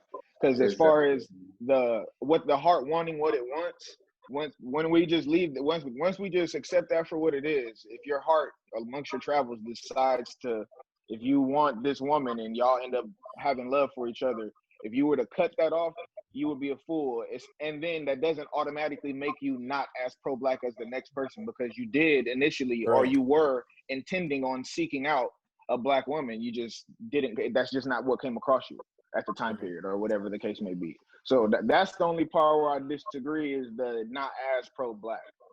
Because you're not pro-black at all if you choose not to date black. To fuck with black people, 100%. Yeah, man. And culturally, it's or even if you prefer to date the black community. Did you say, Brent? I said culture is even promoted to get a foreign, to drive a foreign, to get a foreign. All the rap music, what are they advertising? Foreign brands, Italian brands. Yeah. It's all ingrained culturally in Black America. That's true. That's true. I don't consider myself pro-black. I'm going to support black people. In Germany, there's a rarity of that. Right. But I see the culture as far as, niggas want to they want to come over here and get a foreign. They want to hype up a German girl because she got an accent. It's the coolness. It's the factor of that's what's being portrayed in the music. That's what's being relayed. Fashion, consumerism, how so many black dollars being spent on these ridiculous brands, Louis Vuitton. None of these are black brands. These are all luxury brands. And guess what? It's free advertisement. Yeah. They're not getting free rollies. They're not getting free Pateks. None of this shit is free. It's like it's tomfoolery. You know what I mean? That's just my little brief spiel on that. But I'm all for being pro-black. It's just it's counterproductive when the culture is projecting and they're advertising, they're hyping up, not being pro-black. I agree with that as well. I mean, then what do we? So then, how do we change that? I mean, you can only be as pro-black as you can be. I mean, because there's not availability as far as there's not going to be the every necessity that you do have, the quality of that, and like you're saying, security aspects. You want to do what you can to support black businesses, but at the same time, you don't want to set yourself as a liability or be spending more for a lesser product just because it's black owned, black produced. Right. And that's just all of our style, our whole fashion, our hats, our jeans. It's all Bangladesh. That's all China made. China. Even the 100%. American flags are made in China. 100%. You know what I mean? Like, how pro-black can you really be in this day and age in America? That part. That's what I feel like we limit ourselves, though, right? How pro-black can you truly be? If the only way we can be pro-black is through spending our money, I think we're limiting ourselves. What happened to the days of us being the top inventors? Mm-hmm. You know, like inventing a way that makes it more efficient for us to bring a better quality idea, you know, or coming up or innovating with, you know, better processes and things like that. I was watching, I don't know if you guys seen that show yet with Chris Rock with Fargo. If you haven't seen it, you gotta check it. It's pretty dope. It's good. It is good. So on one of the scenes or whatever, they went into the bank and they basically were trying to pitch the idea of a credit card. Right. Yeah. Which I feel like that these are the amazing things that we used to, use our intellect to come up with ideas like that are just like groundbreaking. Even when it comes down to traffic lights and things like everything. But we win. Blacks are fucking some of the most creative being on the planet. Right. Now, don't get me wrong. It wasn't all of us the reason why it stopped happening. I think part of it was having ideas stolen from us, having innovations destroyed and things like that made the challenge. People start same as the normal rhetoric, hurting the communities and killing our leaders and things like that. I do think the black state is very weary. You know what I'm saying? It's tired, of constantly having to be the better man and advancing the whole culture and all this. It's just a lot of pressure to be a black person in general. But I do think if we make it the mindset that the best way to be pro-black is to spend on black stuff, I think we're killing ourselves even further. Yeah, I agree with that. And I don't think that is the only way, which is why I spoke about like the different things that people can do. And when I was talking about like, the 3 hairdressers potentially competing, and so therefore somebody might, become like the distributor and the booking agent and things like that. That's that creativity that I was talking about. I don't think that we have enough of that, and I don't think that enough of that is pushed on us. Like STEM, like you said, STEM is actually super important, and I think that we should really push, the people that we know who might be undecided going into college, and any of the high school kids that we come across, or middle school kids, or anything like that, even our own children, push them into that, because we need those people to do what our forefathers did there for us. You know what I mean? Like we were such innovators and creators that our culture, the culture that we built in America under the system of racism and oppression, has become the forefront culture of the world. And so when you think about what that is and what that has become, you understand the power that and I'm not saying that people in Africa don't have, similar capabilities, but the people in America, the black people in America, the power that we have to affect change on a global basis, we need to see that, and we need to understand that, and we need to do everything that we can to capitalize on the innovation that got us to where people want to come in and pick pieces of our culture out and put it in for themselves. You know what I mean? Before we got on here, like I told you, Royce sent me like 3 videos, and it was all based off of hip hop. You know what I mean? And like we guessed it. I missed one. You know what I mean? It was a West Coast song, whatever. You know what I mean? But I got the J joints though. I definitely got the Jay-Z joints. But like, just the fact that other cultures who have nothing to do with Black American cultures feel as though they can come in and pick from all our culture and to add to their culture just shows the power that we have in our hands. And it shows the innovation that we can do, and we need to push ourselves to innovate at the rate that the other people did, or not the other people, excuse me, our ancestors did, so that we can continue to create something, so that we can have a credit union on every corner, and then the grocery store can be Black owned, and then where we get our cars detailed at, that can be Black, and then the car dealership is ran by a Black person. You know what I mean? Like, and part of that is media, part of that is programming, part of that is unity. That's a lack of unity, bro. That's all it is. So like, even to bring point of reference to something I just recently watched on Netflix, there's a show called just came out, Queen's Gambit, right? Yeah. Fast forward through the season, you understand that they bring up this cool point where the best chess player in the world is Russian. Actually, the top 3 out of the 5 are all Russian. And when they work together to build their strengths. They walk each other through, you fucked up here, you need to do this, and so on. And they highlight that as Americans, they were all independent. Each person was their own island, and that's why they had never made it that far. But to kind of spoiler alert on the program, the American ends up beating the Russian due to the unity between the other Americans. It's kind of the summary of the whole thing at the end is that unity. And I had brought it up earlier where I was like, if we were all Punjabi, we would have no problem putting our money together to start a goddamn gas station. And how Candice had said earlier, the Asian man who owned the hair spot only rocked with other Asian people for whatever reason.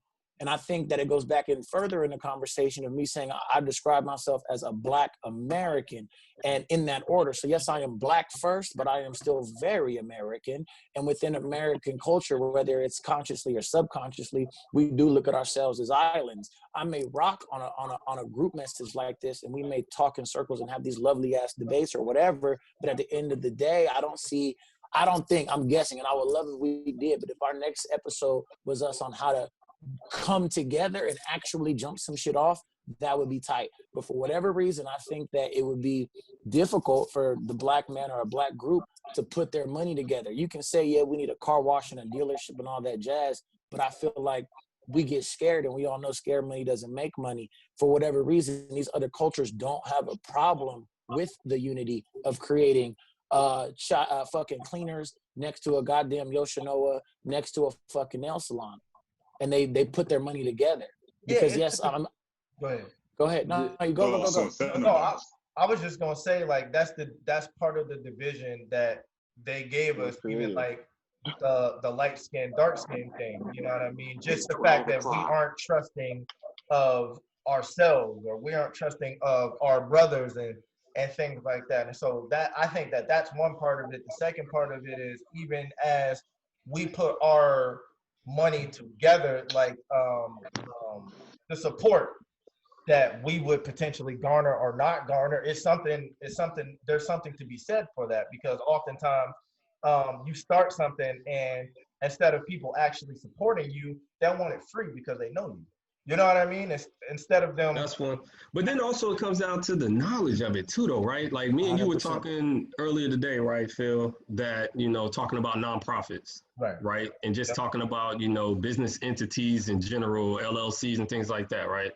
A lot of people don't know that stuff. Right. And in the Black community, if I don't know it, if I don't know you, I ain't fucking with it.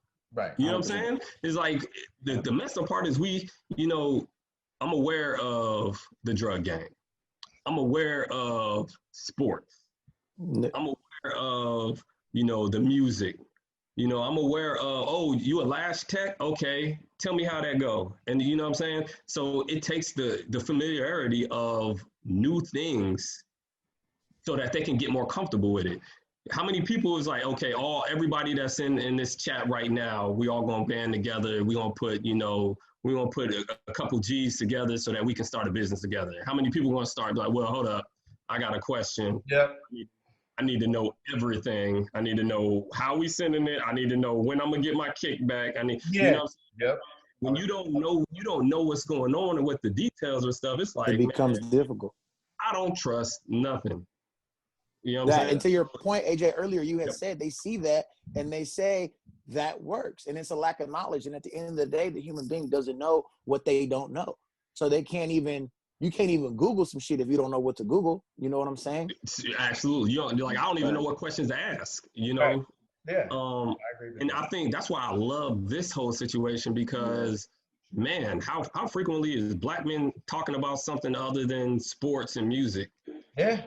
You know what I'm saying? Or how frequently are Black women talking about something more than, love and hip hop and some drama or whatever? Bullshit. You know what I'm saying? How we need to be talking and having conversations of substance so that we can build that trust to build. Oh no, I recognize, okay, Brent, he knows the music game. Okay, Phil, he knows the tech game. All right, he's business savvy. If we start understanding each other's talents, right. You know what I mean? That way we can start building from there. You know what I mean? Mm-hmm. So I think communication is the first part of moving forward.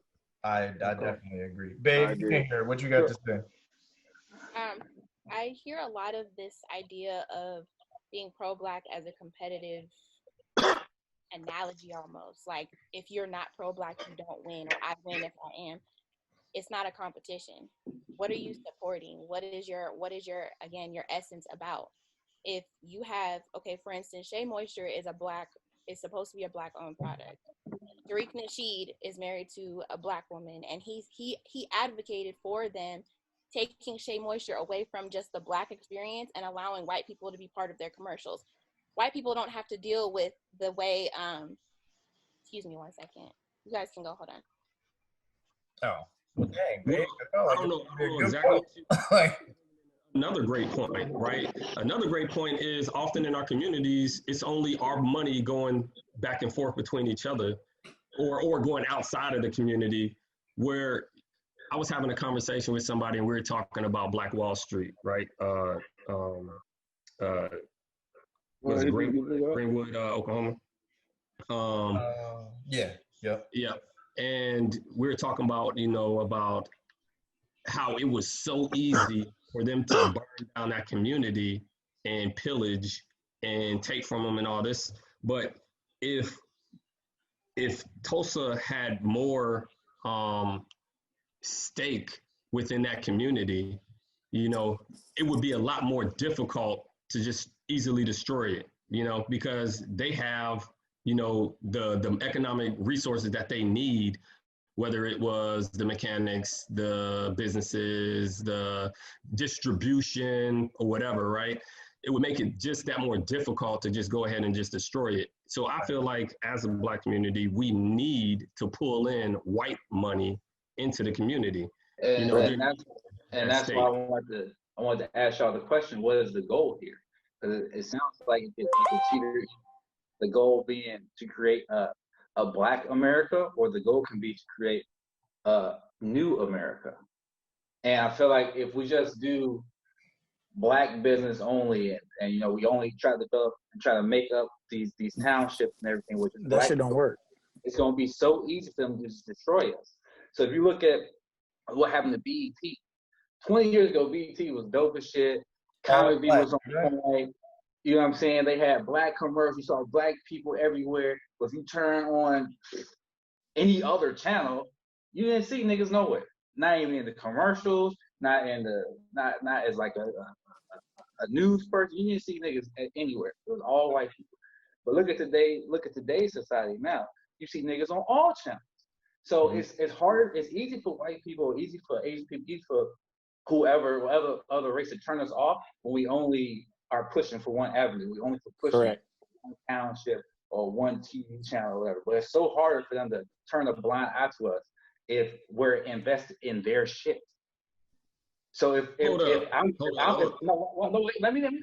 talking about if I'm pushing a financial advisor to go into Wells Fargo, and he has the drive in him to want to rise the ranks and eventually become CFO or whatever, and he's a Black dude, he's going to bring in more Black people, and eventually that company might be 30%, 35% Black, and willing to take the risk and go on to Black communities and stuff like that, versus that same guy trying to start up his own little chain and failing, where he just learn what he can from that big company, take over that big company in a way to then bring up his own brothers and sisters. It's so hard for them to cut him off because he's so intertwined in their system that they can't just nix him. Versus if he just did it in his own community, all it takes is somebody bigger to say, "Oh no, you can't do that. We shut you down." Or the governor say, "Oh no, you can't do that." Or God forbid they do a whole Black Wall Street thing again and burn this motherfucker down. Because it's so easy to do that when we're all grouped into one. So we need to be pushing multiple avenues. Yes, keep doing, the try to build up Black people and build up Black community stuff, but also don't turn off those brothers and sisters trying to make their way up through the non-Black ranks to then, reach the level that they can even pull up more brothers and sisters. That's all I'm getting at. It's like, I don't want to get, I don't think it's. Yeah, don't segregate yourself. Yeah, exactly. Don't shoot yourself in the foot to just focus only on building a Black America. Just make a new America. Make it the norm.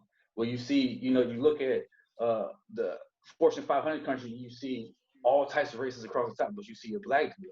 That's what we care about. That's what we vote for. We said black dude on the council, on the board. You know what I mean? Like let's not shut him out because he chose to go to Wells Fargo or chose to go to Chase Bank. Let's not shut him off because of that. Let's use him. Yeah, I agree with that part. I agree with. I honestly, I couldn't understand anybody who says they're pro-black and all of a sudden they don't support a black person because they are working for a, like you said, Wells Fargo. White company.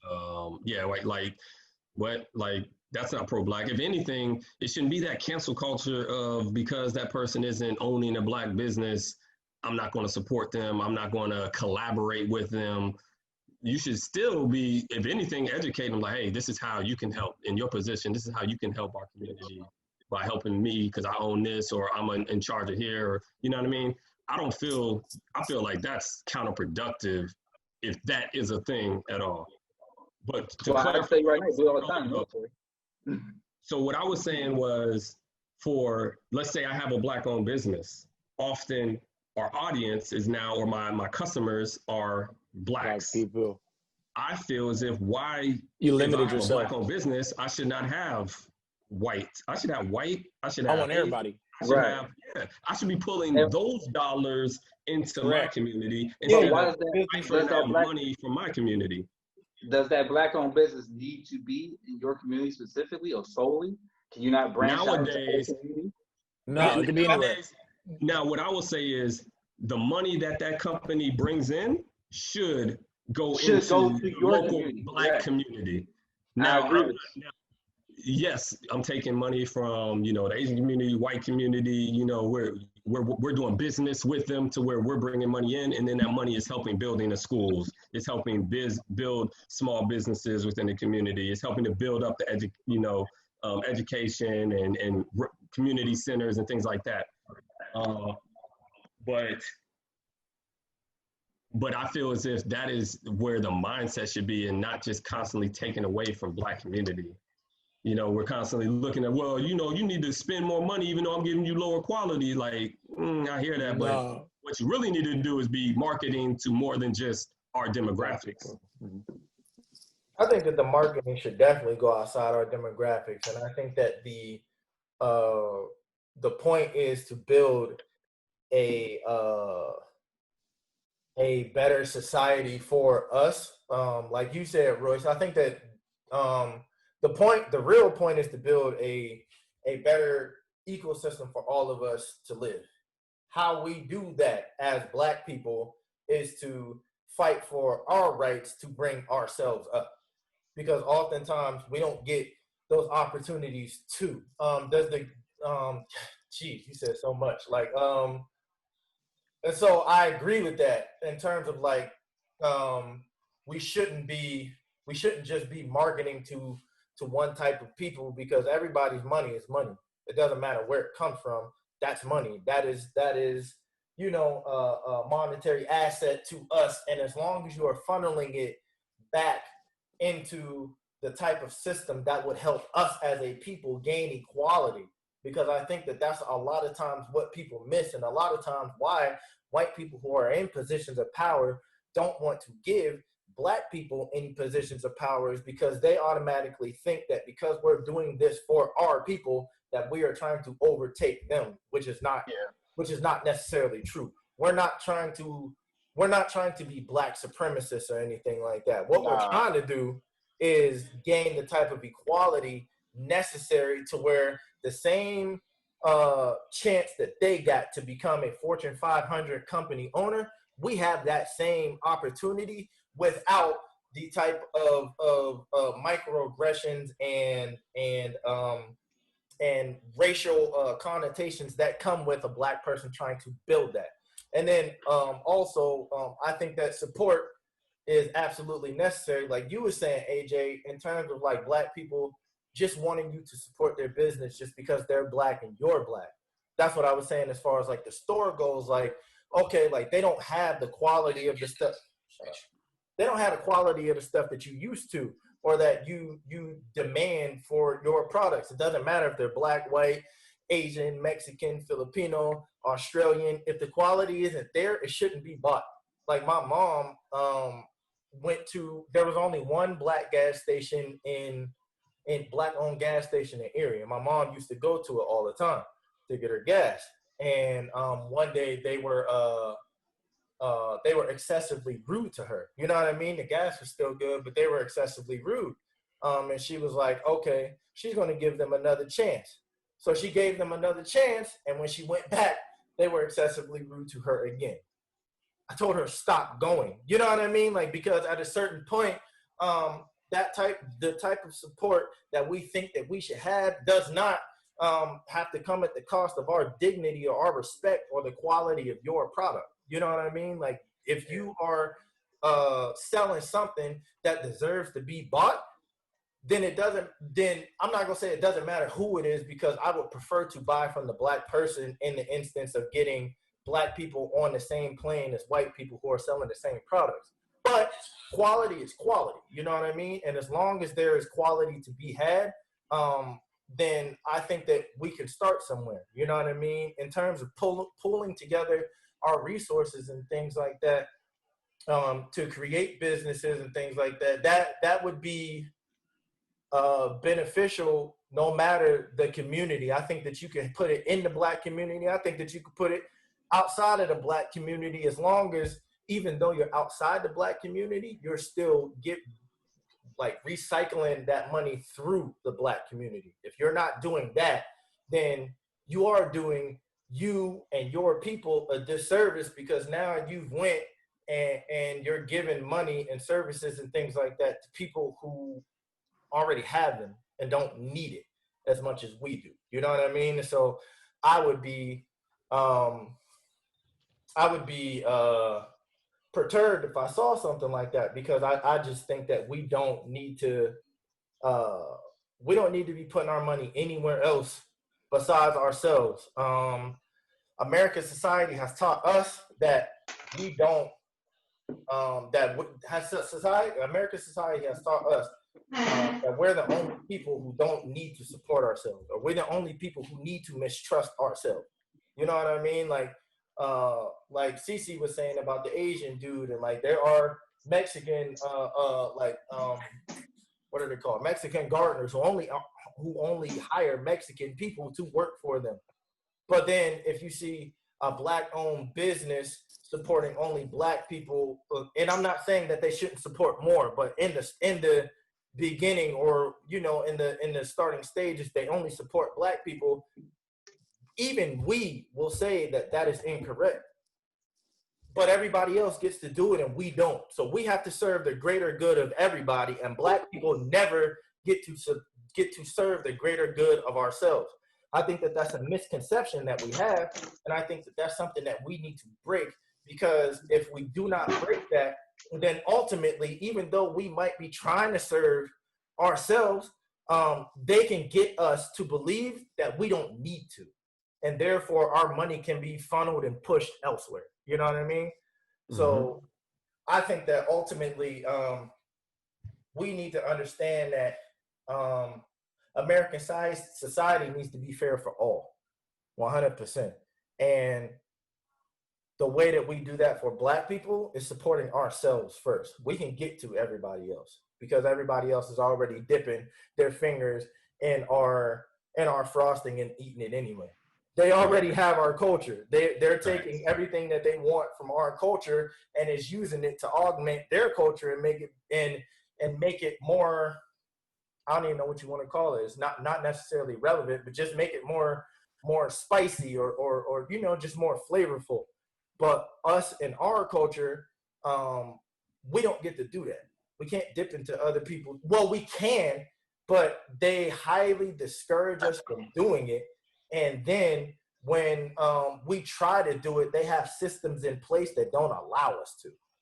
You know what I mean? And so I think that for us to get to a place to where being pro-black really is, and I think what Cece was saying is in terms of it being a race, it's not, because me and her talked about this, it's not a race. It's not about being pro-black. Like, I have a black woman, you have a white woman. Do we think the same about furthering black people on a general level? Yes. Do we think the same about how to do it? No. That's okay though.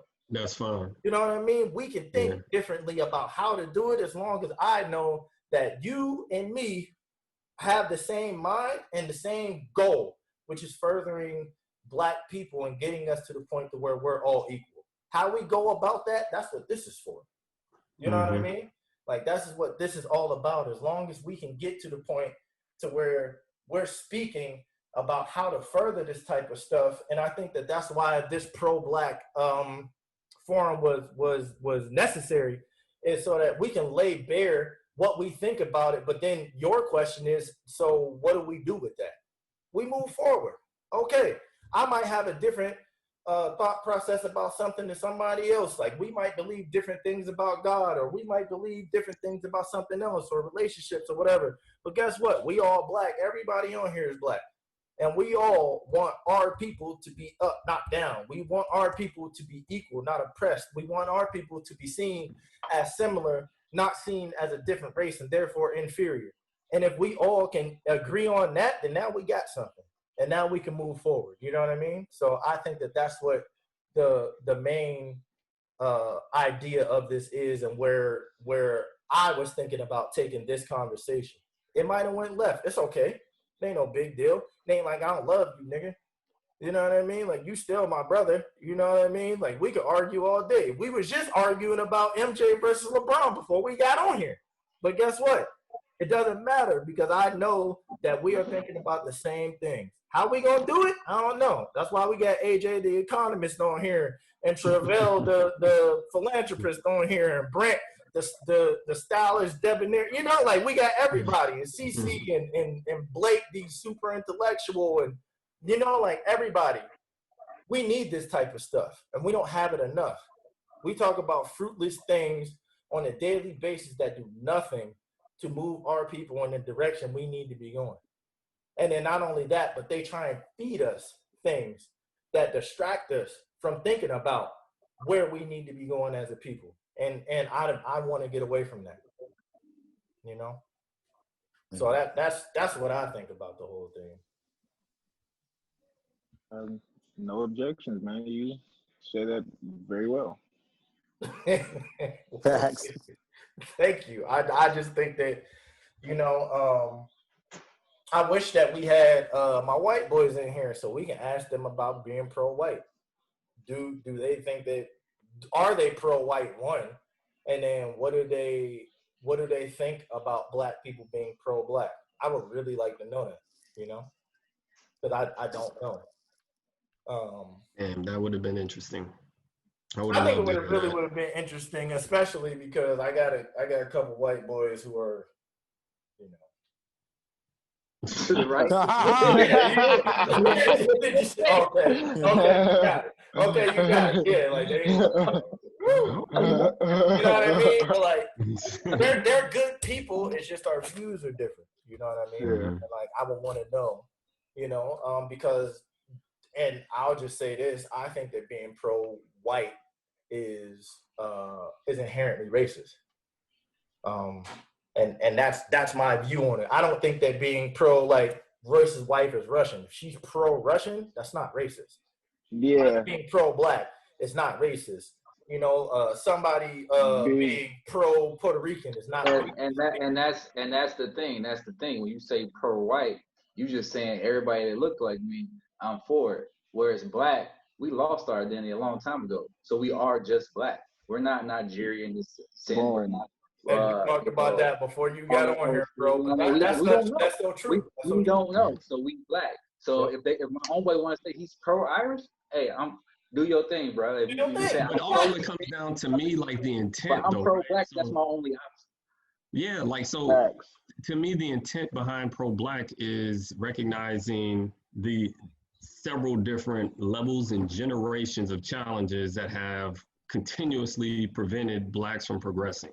So yes, we have to be in a state of being pro-Black so that we can advance because of all the different times, whether it was slavery, Reconstruction, Jim Crow, civil rights. Like, there was several different levels of generations that have prevented us from progressing. So if you're not in a position where you're pro-Black, it's like, what are you doing?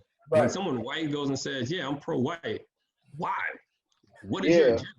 What's the point? What has held you back? What is this about? You know what I'm saying? Like, I couldn't understand if someone was like, yeah, man, I'm pro-white. Like, for what reason? What? Right. What for? What? I can name you a trillion different reasons why I am pro-black. Right. Please explain to me, what is your initiative? What is your goal? What is your target of being pro-white? Right.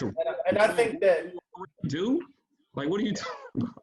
I think that pro-white people or people who don't like when people say pro-black, what they do is they attribute what comes with being pro-white to being people that are exactly. pro-black. Yes. That's at the end of the day, so whatever that's they think pro-white is, the reason why they don't like they obviously don't know Black American history. Right. Like, if you're saying, no, that's racist, how are you going to be pro-Black? Like, you clearly were not educated on the plight of being Black in America over the last 500-600 years. Like, right. You can't be. Come on. You can't be. If you feel as though being pro-black is a black thing, yes, it's a black thing. If it's a bad thing, if you feel like that is a bad thing, then you clearly misunderstand it. It's like whenever any of us say Black Lives Matter, they automatically think not of what we're actually saying, Black Lives not the Matter. Ideology of Black Lives Matter, but of an organization. They automatically go to the organization and be like, what? Like, how can you support that? They're funded by a white man, and one of the co-founders is talking about Black supremacy and things like that. No, I'm talking about the fact that you have shown throughout history that Black lives don't matter, and I am identifying now that you have appropriated our culture. It matters. You know what I'm saying? Not just the culture, not just the cool hip hop, not just how we dress, not the bad man attitude. Like, no, Black lives matter. Exactly. And so they automatically go there. But all lives matter. That's not what history has shown. Yeah, it's so frustrating because they'll automatically be like, oh, you support that. And it's like, well, what do you think that is? Well, when I say Black Lives Matter, what do you think I'm talking about? And if you don't know, then instead of just being like, oh, I'm a Black supremacist and I support this and I do that, why not just ask me? All you got to do is ask me, like, yo, what do you think about this? And like, where are you at with that? And you know what I mean? Like, instead of doing all of this other stuff that really shows who you are as a person, because it doesn't show who I am, it shows who you are. Instead of doing all these things, why not just come and have a conversation with me? You know what I mean? Ask me what I'm talking about. Ask me where I'm at with it. Ask me how I feel about it. You know? And then whenever they say pro-white, I automatically think that, they're racist because white is a race. And then with white being a race, that comes with a superiority complex. And then that superiority complex comes with how they built American society based on the caste system, which is what CeCe just taught me. You know what I mean? Like, so all of that. So whenever I hear anybody say, oh, they're pro-white, I automatically think like you're a racist. And now you have to prove to me otherwise because you're supporting something that is rooted in the oppression of people that don't look like you based on the color of their skin. So I can't I can't sit up here and give you the benefit of the doubt and say, oh, you're not racist because of this, when you're saying something that all races, at least the white ones, all white races have said at some point. That is the motto of the Ku Klux Klan. You know what I mean? Like, and so many other factions of people who seek to keep white people and the white race as a superior race. They say that. And so I automatically have to be like, I don't think that you're for any type of equality or any type of just sane equal system for the people who don't look like you. You know what I mean? So I really wish that I had them on here. Do you think it's beneficial that we're so divided in so many different groups, or do you think that it's better if we all form underneath one banner? So the reason I say different groups, so you got Black Lives Matter. If you join Black Lives Matter, since one of their leaders supposedly said that they're Black supremacists, Now your label is black supremacy. If you join NFAC, which I don't know if everybody knows about that, it's a not fucking around coalition, you're about black separatism, creating nothing but black equal but separate from everything else, and policing yourself kind of like the Black Panthers did. Or if you promote Antifa, you're literally your whole mindset is to be anti-neo-Nazis, Proud Boys, all those guys. But I feel like their thought processes are not all aligned, and that is making them so easy to like be attacked by the media because their views are so like spread out. So I think that's actually kind of hurting the cause. Like it's needed, but at the same time, they're also hurting themselves too. I feel like regardless. Oh, I'm sorry. Go ahead. I didn't mean to cut you. I thought you. No, go ahead. Like, I don't think it matters what the organization is at the end of the day or what they identify, their initiative is toward advancing, the Black community. I feel like when we had CL, and I think I said that right, or SCLC, they hated on them. Yep. NAACP hated on them. Yep. The Nation of Islam hated on them. Black Panthers hated on them. Like, it don't matter what organization it is, the fact that you're an organized Black organization that's trying to better, like, they're gonna hate on it regardless. Matter of fact, you ain't even got to be an organization. You just identify yourself as a Black leader, and then all of a sudden FBI is going to identify as you're a threat to America. So it doesn't matter. It doesn't matter if you fly one banner or the multiple banners. We're gonna see you the same way regardless.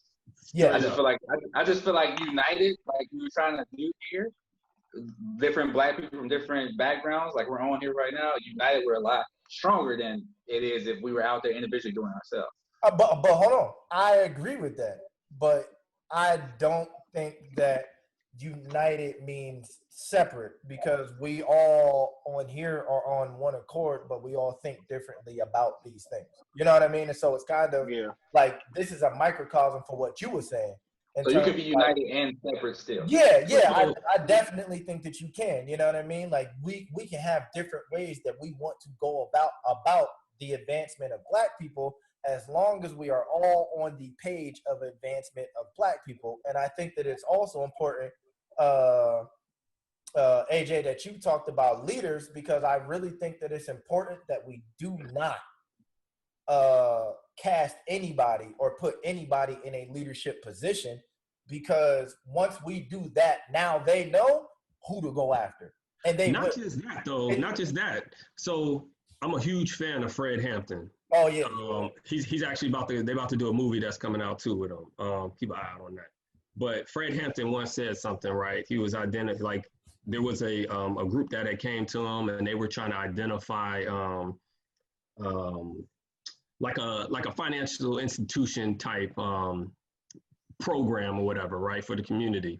Right. And Fred Hampton, is over here like, well, we need an education program to go along with this. And they're like, nah, we don't need the education, man, because we go with education. We're going to be running that program. He's like, no, because at the end of the day, if there's not an education program that's put with it, then anybody can go into that role and do whatever they want, because nobody understands how this program is running or where the money's going to or this or that. So it's very easy to slide somebody into the leadership role and then be corrupt, right, and then ruin that whole program. You know what I mean? Yeah. But if you got people that are educated on what the program's about, how exactly it should be functioning, then you can have people. So that's why I feel as if we go and put everybody into one organization, and then we identify that hierarchy within that organization, it's real easy for the leadership in that organization to get corrupt. Where if you have other organizations that are under the same kind of initiative, we all got the same kind of target, just different ways of going about it, but we're kind of policing each other along the way. I think that helps with trying to keep people from corrupting the overall program. You get what I'm saying? Yeah, I agree with that, and I think that that actually is a really good point in terms of how does the saying go? Absolute power corrupts absolutely. Corrupts absolutely. And like, if once you understand that if you put somebody in power, now they have that power to do with whatever you put them in power over what they please with whatever organization that is. And I think to Royce's point, we should be separate entities that are trying to do separate things, but I think that we should have representatives from those groups speaking to the other groups to figure out who is doing what and where and where this is happening at and how this is going. The reason why I said what I said about the leadership and not electing leadership because they go after them is you can look at every Black organization in history and look at the leader, and they are not here. It doesn't matter who it is, who you want to point to. My favorite person of all time is Malcolm X. I love Malcolm X. He was killed. You know, some people might say whatever they say, you know what I mean? But he's not here. Martin Luther King, dead. A lot of the leaders of the Black people. Huh? You got Jesse Jackson and Al Sharpton. Nobody ever really considered them the leaders of the Black. Right now, I would say it's probably Louis Farrakhan. Well, yeah, right now. But I'm just saying, like, they made it through, but yeah, they did. There's also a history of them, people saying that they were corrupt, or they found different avenues to kind of get money on the side. So I mean, people. And to your point, Royce, I agree with that. I agree with that. So to counter your point, do you hear Jesse Jackson or Al Sharpton speaking on Black issues in terms of the prevalence now? When it appeases them or when it promotes them, yeah. They're not Black leaders. I'm not saying they are, but they were labeled at a point. In the 60s, they were labeled as that. Yeah. They were right alongside Martin Luther King. But like I get what you're saying. I get what you're saying, that we shouldn't have just one head over all Black people, because then he can get corrupt and then we all screwed. But at the same time, there has to be some type of leadership change or something, so we can bring in new people, younger people, so they actually have some type of growth tree to go to or go through. If we don't have any type of structure at all, that's detrimental as well. Yeah, and that's to me the benefit when you think of like like a corporation that has board members, right? The board members are there to help police the organizational leaders. They're the ones that's supposed to, help to identify who would best be in that position, if they're not doing what they're supposed to do, and things like that to help that policing. But I don't know if we're quite there yet, I definitely think that the communicating between those groups and clearly defining what their plans and goals are so that the community understands it too, but I don't know. We still working on it. And I think we're getting there. We progressing, but not quite. Yeah, we ain't there yet, and I think that's why, conversations like these and any other conversations that we're having, or, posts that you writing under, or whatever the case may be, all of that type of stuff is important. You know what I mean? Because it's all about the fight. And if you're not fighting, then, they're winning. You know what I mean? And so as long as I have the wherewithal to continue to push for the things that I want, now I might be in the wrong in certain aspects, and somebody might have to come to me and tell me like, hey, you're doing that wrong. Like, or, I feel like there's a better way to do it. And we have to be comfortable with the type of criticism that may come with that. Because I think a lot of times we as Black people, once we start doing something, we don't want to hear anybody telling us anything negative about what we're doing and how we're doing it. Yeah, I think that's an American thing in general. Well, it's definitely it's excellence in all we do, right? If you say anything against what I'm doing, man, it ain't excellent. So like, that's what it is, man. But I don't think it's beneficial at the end of the day. It's just not, like, you should be able to take some criticism. Yes. And there's also power in how you give that information too. Some people be like, man, I can give it any way I want. Like, I can just, tell them they ain't shit and they gonna take it and get better. Nah, like, there's emotional intelligence behind it too. You need to do it in a way that's gonna be receptive. Right. And I think that's where knowing people and knowing how to interact with people and things like that come into play, because the things that I can say to my sister are not the things that I can say to my brother. I can't say them to her in the same way that I can say them to him, and vice versa. You know what I mean? And it's just understanding that however we get there is not going to be perfect, but we don't need it to be perfect. We just need to get there. And as long as we get there, then that's the goal. But I think that, and me and Blake, he ain't on here no more, but me and Blake talked about this last week. He was talking about as long as we get to a place to where we're equal, it doesn't matter how long it takes. And I think that is harmful to Black people, because as long as we are not equal, they will continue to harm Black people in the process. You know what I mean? Right.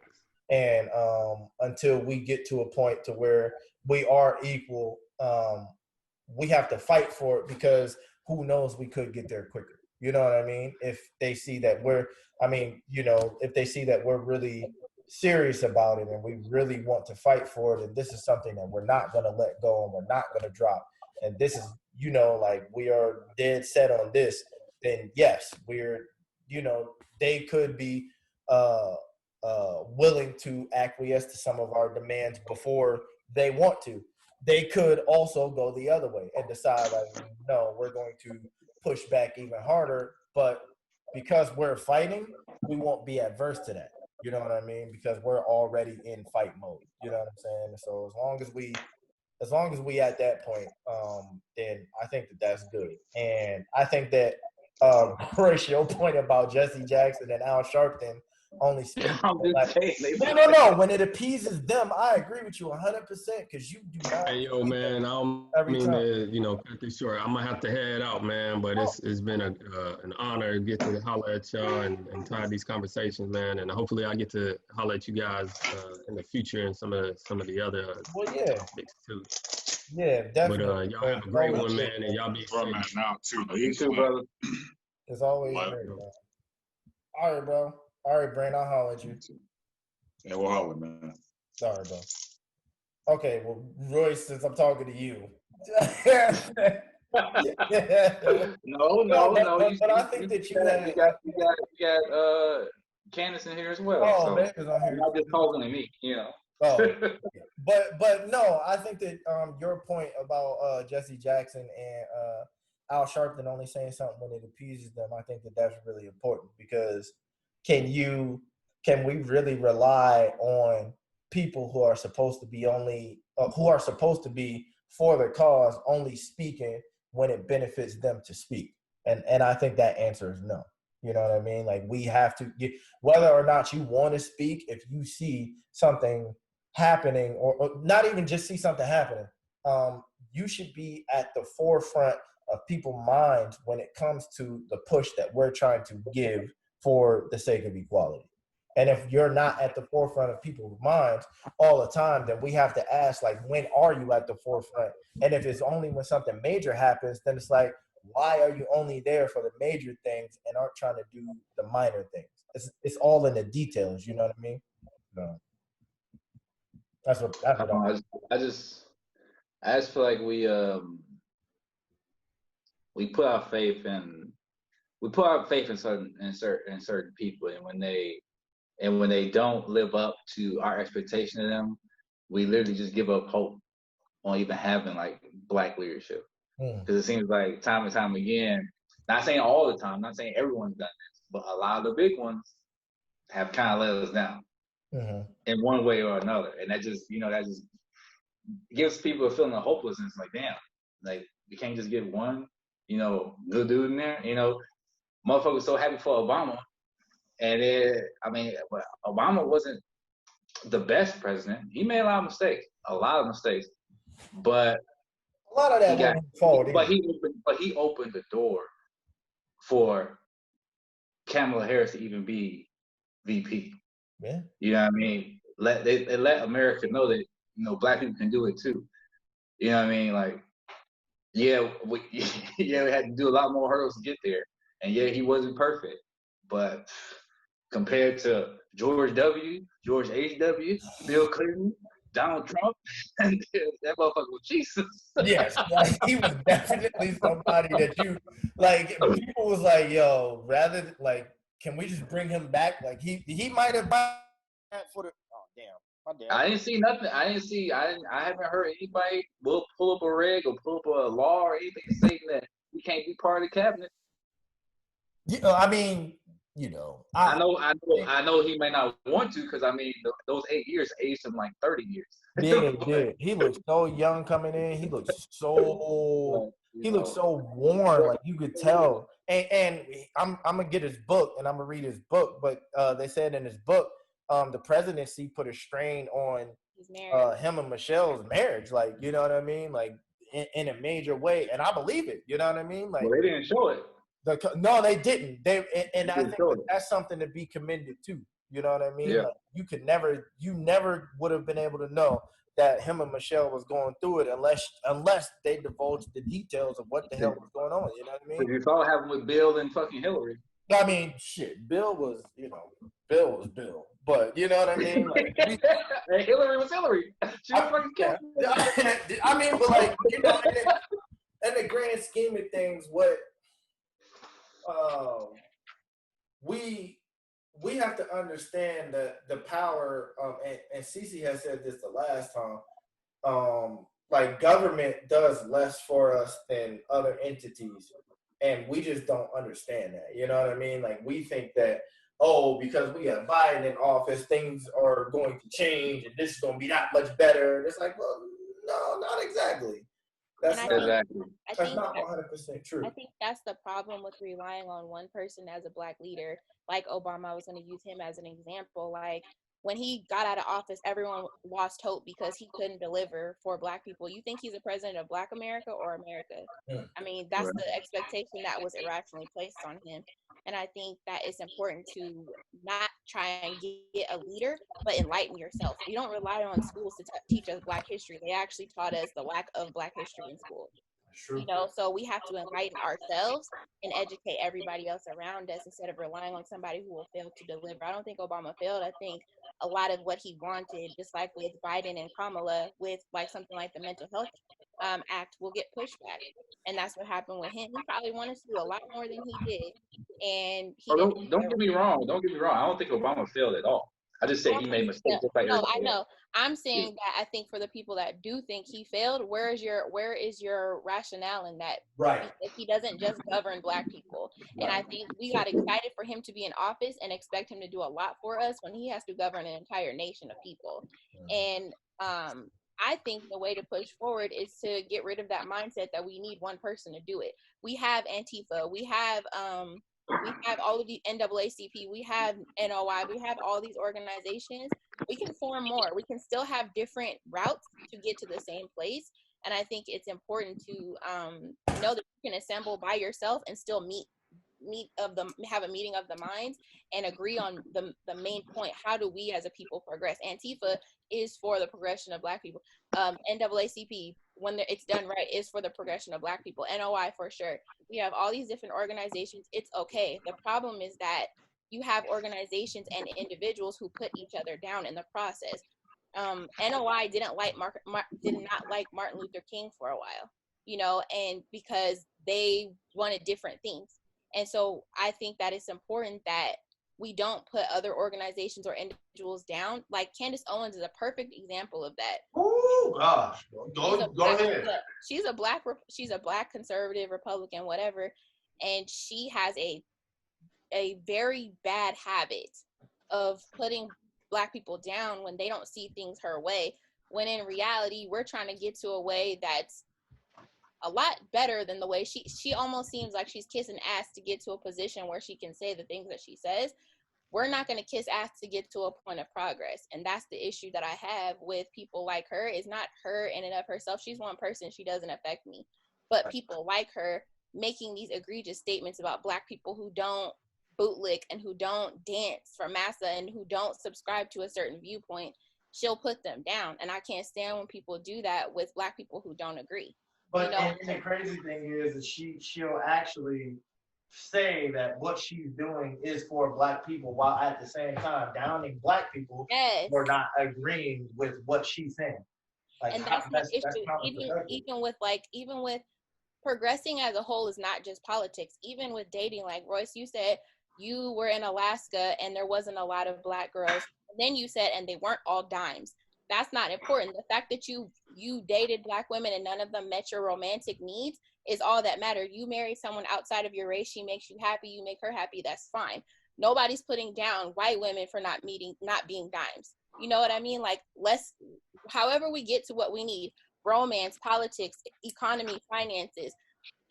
If somebody as an organization or an individual doesn't meet our needs, fine. Don't deal with that person. Killer Mike is opening a Black bank. I'm going to try it out. If it doesn't work, I'm not going to go online on Yelp and bash this nigga. I'm not going to do that. He tried. He's doing something a lot of people aren't doing. He's taking his resources and doing something beyond just rapping, you know, and somebody like Candice Owens is taking her clout, her resources, and putting other Black people who don't subscribe to her views down. She takes any shots at any Black person that she can. Is it for publicity? Probably. Is it because she really believes it too? Probably as well. You know, she's a whole nother level of disrespectful, and I don't like seeing that infighting. Whatever makes you happy is fine, but the stepping on people to get to where you need to get to is the problem that I have. You know, like, the standard that we have for each other should be a lot the same as what we have for Target. If we're gonna expect Target to fuck up but we still go there, we should expect each other to fuck up but we still fuck with them, you know? And that's something that that's a major point, babe. Yes. Like, I really think that in Black society specifically, we don't give each other leeway. It's like the first time you mess up, like, it's over, you know, and like there's nothing you can do to recover, so you might as well forget it. You know what I mean? And like, I don't think that we lend the same credence to each other that we give to other people and other entities that we should be giving to other people.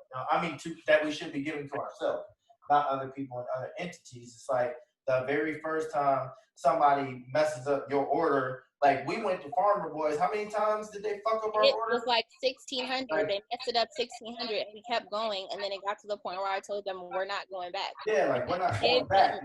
But we can go to the one down the street. It's still Farmer Boys. Like somebody was saying earlier, like, if you go to a restaurant and they don't meet your needs, you're just gonna go to McDonald's. And I forgot how it was phrased, but like, you're going to get the same thing. Yeah, he was saying if you go to a restaurant and they fucked up, they're Black-owned restaurant, they fucked up. That's okay, because you go to McDonald's, they're gonna fuck up too. Exactly. So and fuck up with your own people and keep doing it. That's what I'm saying. Like, ain't nobody putting you. No, if someone tells you that you're not Black because you chose to marry outside your race, that's trash. That's horseshit. That's why I thought I heard from you and Phil. Okay, and that's where you didn't. You're not as pro. No, and that's why I said pro-Black is not a standard. Pro-Black. Pro-Black should not be a label or a standard. What you're doing with your time is important. No, I don't think it's pro-Black, but somebody who's on the opposite, let's just say Robin Thicke, right? He marries Black women. And he probably supports a lot of things Black. That doesn't make him pro-Black because he's not Black. You know, it doesn't matter. What he does with his time is what's important to me. And I think that here's the difference. If someone tells you you're not Black, yeah, turn your ears off. But someone else was saying earlier about, like, let it be constructive. It's not always going to be pretty when you discuss things like that. If you turn your ears off and you don't rebut with, well, this is what I'm doing and this is what I'm doing, you're not giving yourself a chance to be like, look, I might not be your label of pro-Black, but this is what I've done to support my people. My wife is whatever she is. She makes me happy. It has nothing to do with what else I'm doing in my community. This is what I'm doing. So I think you're doing a disservice to yourself by not even, if you turn them off, you're not even giving them a chance to know what else it is you are doing to shut them down. Because at the end of the day, being pro-Black is a lot more than who you marry. It's a big part of it, but it's also about what you're doing with your time too. And I think a lot of people fail to realize that. Like Omari Hardwick, he is a huge advocate for the Black community, and so is his wife. She's also white. She probably posts more on her Instagram than he does. And that's something that's important. How does your spouse come with you and understand that you are the one seen as who is more oppressed in your community? How does your spouse ride for you? And then how do y'all ride for your people? You know, and I think the importance of that is where we fail to kind of, agree. When I'm saying I turn them off, it's a dude or a female or whoever that doesn't know me, doesn't have any connection to me, come up, pretty much just comes up to me and says, I'm not black because I married a white woman. Okay. I get that. That's why I turn it off. And I feel like that's my right to turn it off. If somebody came up to me and say, oh, you gay as hell. Okay, I'm turning it off because obviously that's not the case. Or like, what I'm saying, whatever it may be, there's a false information or a false, description of me. Why should I invest anything else to their thing? Because obviously they're already thinking negative, already thinking incorrectly, and they intoxicated, whatever it may be, they feel a certain way. I'm just going to leave the situation. I have friends come and tell me, you know what, we don't like the fact, or I don't like the fact that, you chose a white woman. I feel like, he had nerve to say, I feel like Asians, if you're going to date outside your race, I feel like Asians belong with white people. What the hell? And Hispanics belong with black people. If you date outside of your race, you should go with Hispanic, not white. And I was like, that don't make no fucking sense. No, it but and then I had another friend tell me, you know what, you a good dude. It just hurts me. He's a Nation of Islam as well. He's like, you're a good dude, and it hurts me to see you with a white woman because I know you're a good dude. And my response was, so what about all the bad dudes you see with black women treating them like shit, dogging them out, cheating on them? Yes. Like, why don't you correct them? That's a great point. Like, you know what I mean? Why correct me on it and not correct them? And I think that's an opportunity for education. I think I heard y'all earlier talking about is debating education or something like that. And I think whether it's an argument form, if it's an argument, if it's a gentle conversation, whatever it is your right to turn them off. But I think if you know yourself, and if that person is worthy of your time, let's just say that, if they're not intoxicated, if they're not belligerent, if they're not any of those things, and they're willing to converse with you, you chose who you chose. Now, what else are you doing with yourself as a black man? If they're willing to give you the time and you feel them worthy of your time, your accolades in that realm speak for themselves, what you've done. And then too, let's talk about if you have babies, how are you raising them to see the world and see where they might have to steer differently because of how they may be viewed by society. A lot of parents, like Tay Diggs, will teach their kids they're not black at all. That's terrible. That's false. If you terrible. If you look black, you black. And my kids look black. They're a little bit lighter than me, but they not light. They not Chris Bouchard, Al B. Shore. Thing is they can't pass off as white, so they have to be raised. Yeah, and be aware that society's gonna look at them different. Yeah, and the thing is no matter what not you, but like whoever that person is might feel, or how non-black they might feel their child is, the truth is they can't escape that blackness. It is there, and it is going to be there, and you have an obligation to teach them that. Otherwise, you are being a negligent parent.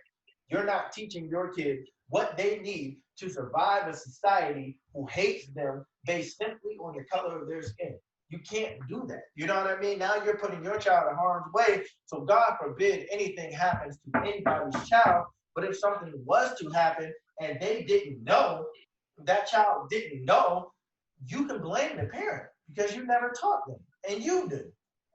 You know what I mean? Like I think that a lot of people miss that part of it because they automatically think like, I don't have to teach my kids because they're lighter than me or they look different than me and all of that other stuff. No, your children are still black, and they are still going to go through.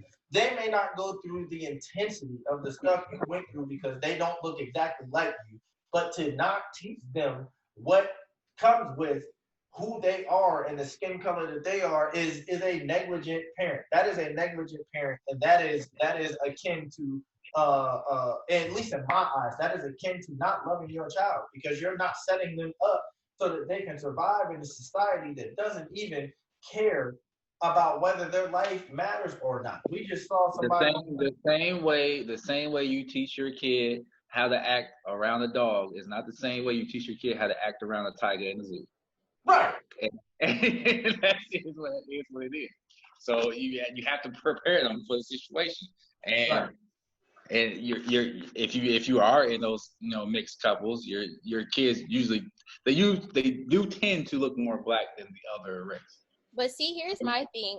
I'm not trying to discredit any black parent that has mixed kids, but I feel like, and this is just an assumption I have, and maybe it's just in the celebrity realm, but I find a lot of times that that people who are mixed that have black moms tend to be more celebratory of their blackness than people with white moms, like Diana Ross's kids and Lauren London and somebody else. Tika Sumter, her and her spouse are teaching their kids about it. And I just feel like there's a misstep, and I don't know where that is with, like, like for instance, Tay Diggs, he specifically said he doesn't teach his kids about being black, and so for black parents that don't do that or try and neglect that conversation with their children because perhaps they think, okay, well, my kid is going to grow up and not even be looked at the same way as a black person. What is that? Why would you neglect that part of you just because your kid doesn't look like you, because you're black and your kid doesn't look as black as you? Why would you still neglect to teach them about that experience? I think a lot has to do with that, or what the point you're trying to make is when it's a black mom, when divorce happens or separation happens, where does the kid go? Yeah, that's true. That's true. And the black dad, unfortunately, maybe nicks completely from the situation by choice, or the mom doesn't want any involvement with him. So he doesn't have the opportunity to instill those values in his children. That's why it's so important on black fathers to be in their kids' life, no matter if they're with a white woman, an Asian woman, or another black. They have to be in their kids' life, because at the end of the day, the black man should be is vital to a black son's growth, just like a black mother is so vital to a black daughter's growth in those communities. But at the same time, I have a daughter and a son. Mm-hmm. My wife is also very vital in their lives, because they have to learn that other side of their culture as well. I'm going to teach them my side, because especially when they're in America, they better know my side and better know what to look out for, what to watch for, and know why they're getting those looks they're getting. But at the same time, I'm not going to say ignore your mom's culture completely. Yeah, don't learn. That's very cultural. Yeah. It's okay to be versed, but just be aware that you, Elijah, you, Iman, that's my two kids' names, y'all look black at the end of the day.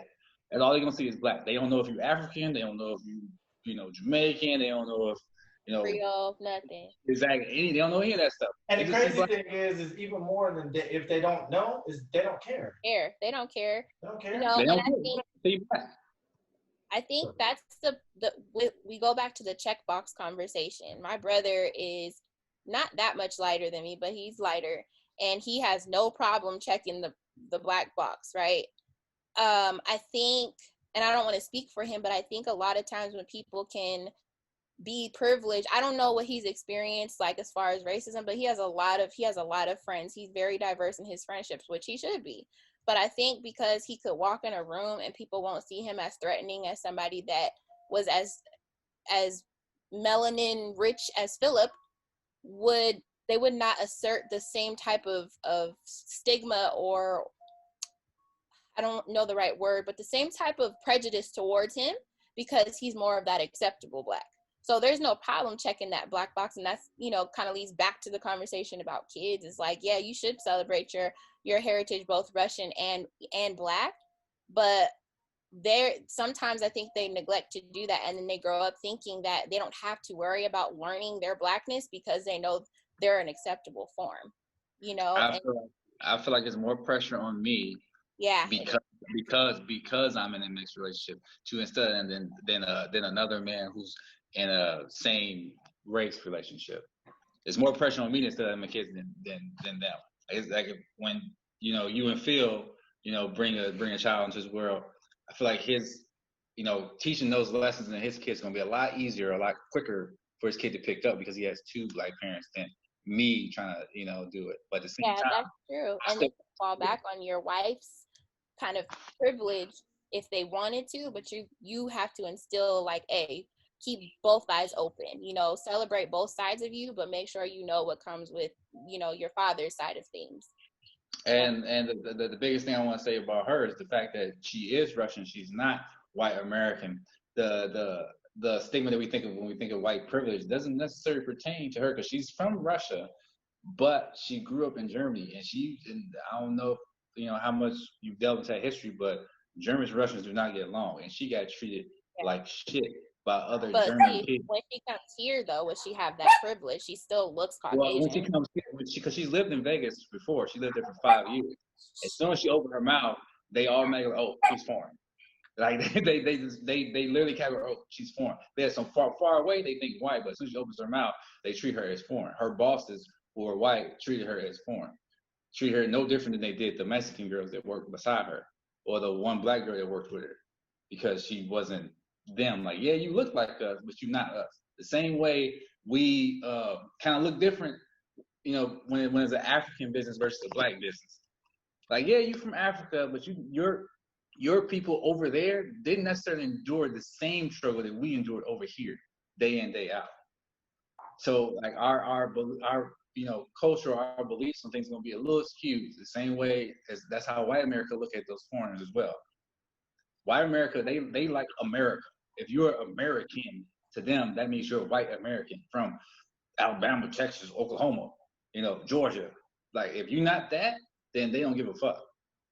They'll accept you before they accept the black person, but at the same time they still knock you down a peg. And they did the same thing, and they talked about that a lot in that show that A.J. mentioned, Fargo. It's Chris Rock's black squad versus the Italian squad, and on the other end is the white society rejecting them both because they're Italian and black. They didn't give a fuck about either one. They wouldn't even see the Italian dude at the hospital because he was Italian. They treated him like shit. And unfortunately, that's what I try to tell people. It's like, yeah, she is white in skin color only. But if you say she's white as in the white American mindset, it's totally different. Well, that's good because a lot of foreigners come here and they adopt that sense of privilege. My mom was at McDonald's and there was this foreign couple and they let a Hispanic woman go in front of them. And from what it sounded like, she was like a fairer skinned Hispanic woman. They let the Hispanic woman cut them off in line. They were completely foreign. I don't know what language they spoke, but they were like white. I think they were Armenian. So they looked, more than likely they looked white. And then the wife let my mom cut in front and the husband cussed her out for going in front because his wife let her. This white man, he was just regular sandal wearing, floral t-shirt wearing white man, cussed him out for cussing my mom out. So you see these roles reversed. A white American man taking up for a black American woman who was prejudiced against by a foreign white couple or a foreign white man.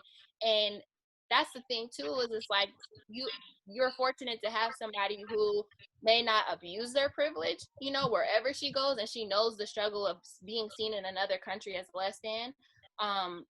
But at the same time, if she were to come here and she didn't have maybe your insight or just herself to know better than to abuse her privilege, a lot of times they'll come here and know just because I look white, even if I'm foreign, I have a privilege because I look like everybody else who abuses their power. I'm not trying to say that, there's not people that do that. I'm sure she, has some friends that went to America and probably did the same shit. I mean, if you look at this past election, look at the Latinos that voted. That's crazy. 50% voted for Trump. Like, how? Yeah, that's he sent your kids home. He won't let your brother, your cousins come in the country. Thank you. You voted for this man. Like their mindset is so fucked up to me. Yeah. And I literally asked all my black friends, like, what they think about that. It's like, man, down in Texas or down in, Nevada or down in Arizona, man, they all think like that. We don't know why they do that, but they think like that. And I was like, and that kind of goes along with what you're saying. Once you get over here, now you want to switch up. Yeah, and there was a lady who, if you watch this show called The Middle Ground, they were asking about pro-wall or pro-immigration, and this lady had the most broken English ever, straight from Mexico, probably was denied entry for a while. She said, I love Donald Trump, he is my president. She said that, and I'm like, hey, but your family probably can't even fathom what this nigga looks like, let alone be able to love him. How do you love somebody who's willing to put your children in whatever, I forgot the camp that they put them in, but willing to do that? Babies are dying and all of this stuff, and you love him? No. And then there were other people who were American born, I think they were Mexican, and they were like, nah, we don't fuck with Trump, you know? I think, and this is just coming from a Latin experience, that they rather see white people in office as a whole than people of color, because in the Latin community, there's racism, there's colorism, and Kamala is not white. So a lot of times you'll see in Latin communities, they don't even advocate for mixing with each other, even though they're all from the same country. They don't even want you dating someone darker than them. It's the same thing, it's just not America, you know? So I think for, you know, this could be a very minimal mindset, but they didn't even want to see somebody darker skinned in office because they're carrying that prejudice from wherever they came from. So, you know, I don't know what it is, but the fact that they voted that heavily for him is crazy. They're going to be the next ones that we get right, but we got to get ourselves right first. Because at the same time, only 89% of us voted for Biden. So what did the other 12 do?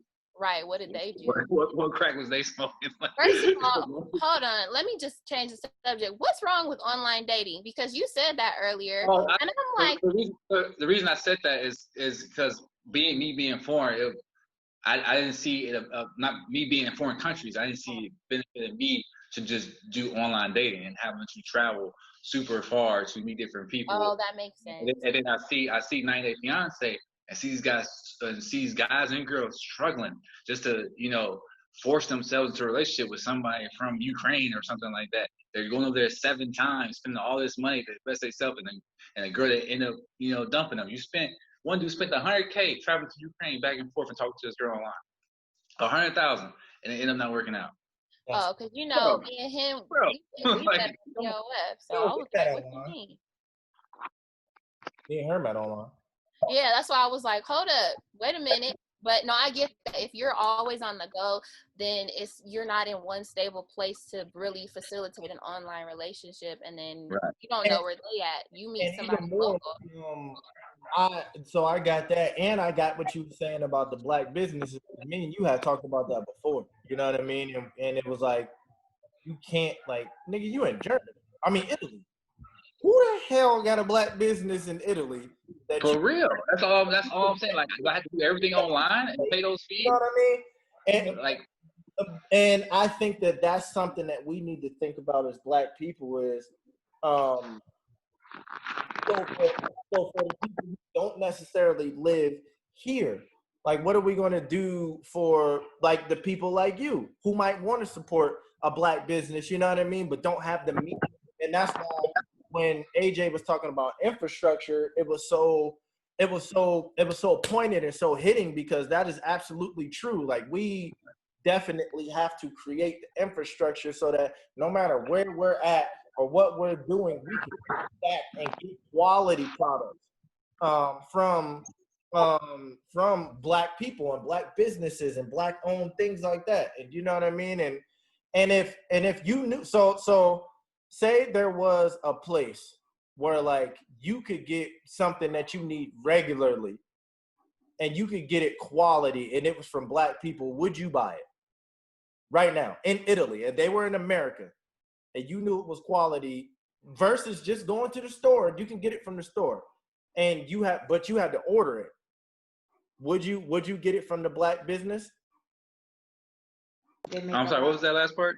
So in the event that, like, there was a black business that made like some really good toilet paper. Shut up.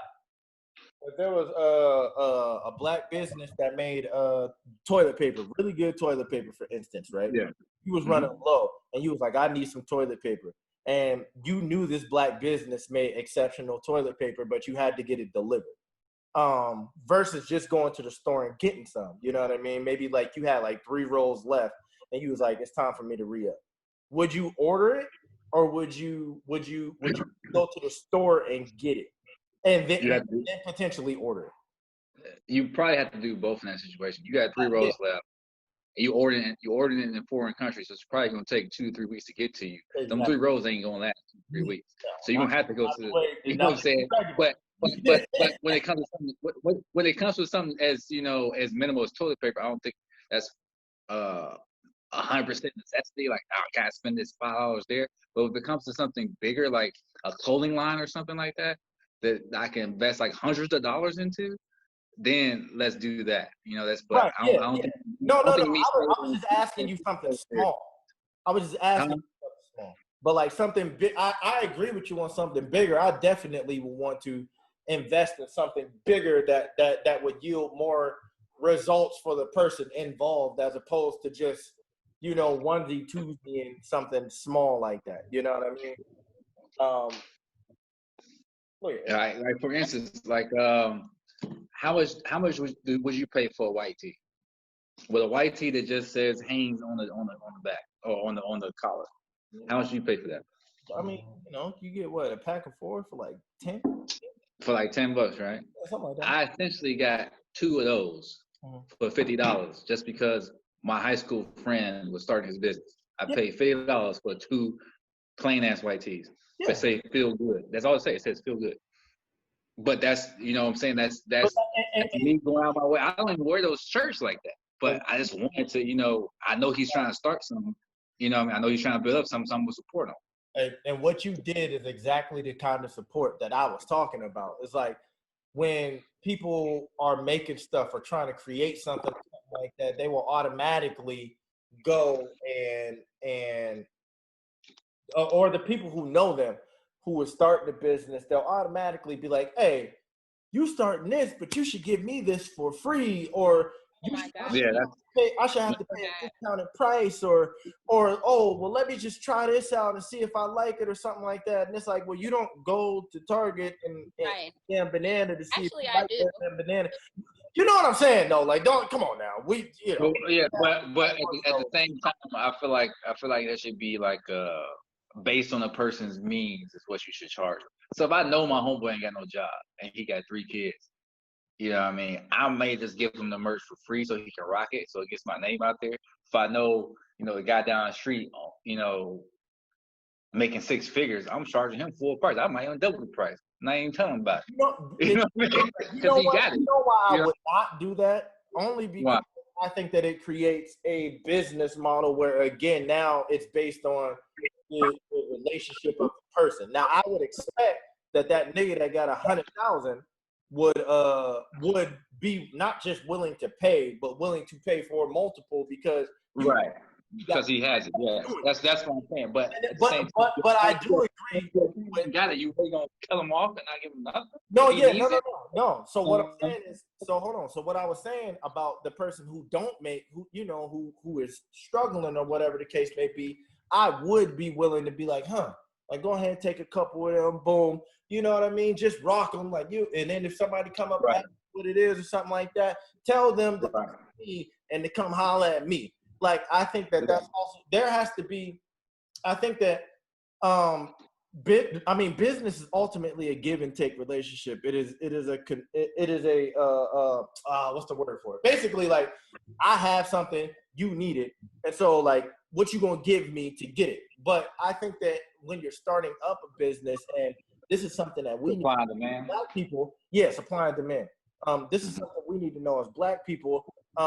There might be some small sacrifices that you got to make in order to help that person who is starting that business get to the point to where now they can tighten you up the way they would originally. You know what I mean? And so, like, okay, like that person is starting up their business. They want $30 for a tee. You know these tees is not fire. They're not fire. You know what? Buy the tee, because you never know. They might get big enough to where they remember, hey, you remember? You was like my second sale. You bought $60 for them tees. Here goes. And I'm not saying that you're even expecting that, because ultimately that type of selfless service and things like that, the blessings will come from God. You know what I mean? But like, who's to say that God may not put that on that person to be like, because you did this for me, and therefore they give you that and provide you with something like that down the road. Now they may not, and if you're doing it looking for that, then you're doing it for the wrong reason. But sometimes you might have to sacrifice. You might have to give stuff away where you didn't want to give stuff away. Or you might have to pay extra for something that you know isn't worth that much. That is the price that we got to pay to get our people to where we want them to go. But what's crazy is that, actually, I know I talk about this ad nauseum, but I just love the idea of Black flourishing and Black thriving, Black Wall Street. They did that. Back when we were thriving in our own community separately from everyone else, we would do that. We would have some type of like barter system where, like, if you didn't have the means to outright pay for it, okay, Mr. Charles, you can't afford, that bottle of milk from him, go work in the back and do what you got to do. If you buy some t-shirts, right? So let's talk about, like, if you buying a t-shirt at high price. This is what I did. I wanted to start a series of designs for a business, and I went to my local t-shirt store. It's not owned by Black people. And I was like, okay, how much for a bundle of t-shirts? Plain. I'm not even going to get anything on them. I said, do you have any business cards? They said, yeah. I sifted through the cards till I found a Black name. I just assumed he was Black because of the name.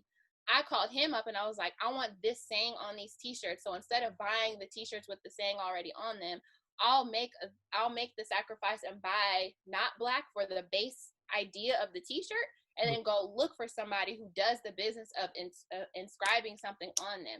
That way I'm still supporting Black business. By the time you see my t-shirt, you're not asking what brand the t-shirt is, you're asking who designed it. And I think that's somewhere we can go to. We can't always, buy Black, but there are ways in which we can kind of mitigate that inopportunity to do so in other ways. And that's why I really want to have a thriving community, just where we do. In Black Wall Street, you had everything. Blake earlier was talking about it's impossible to get everything Black, like your phone. Back then, there was doctors, lawyers, telecom men, gardeners. Everybody was doing something in those communities. It was not impossible to get anything Black back then. That it was taboo to even go somewhere else to get anything you needed. If you went outside your community to get something, they'd be looking at you funny, like, why'd you go all the way there when I could have did it for you here, And this idea that now we're doing stuff out of convenience is something that was never thought of back then. We did stuff because it was in our community, which we don't have the luxury of anymore. If you want something from a Black business and you're in Germany, you would have to pay a gang of dollars to get it expedited. And you just ain't got time for that. You have to get what you have to get. Right. I think that that you're willing to do that and go that extra mile and make sure that it's 100% Black owned. Like that's like your avenue to promoting Black. But at the same time, if someone chooses maybe not to do that, but say they're like coaching an all-Black football team, or they're a Black school teacher, they're not doing like you can promote Black, you can be pro-Black in different avenues. I don't think you have to do all things well. You can everybody can contribute what they contribute to the society and make it grow. So I'm not going to knock somebody if they don't, have the initiative to go buy everything Black. But let's see what else they're doing. As long as they're doing something, then that's for everybody. Everybody can bounce on that because you can't expect everybody to do everything. I can't expect you to go teach, at the local or the closest HBCU, teach courses, buy everything Black, open up a Black business, and do hair out your house. Like, it's impossible to do all of those things. But what can you do? What is in your control?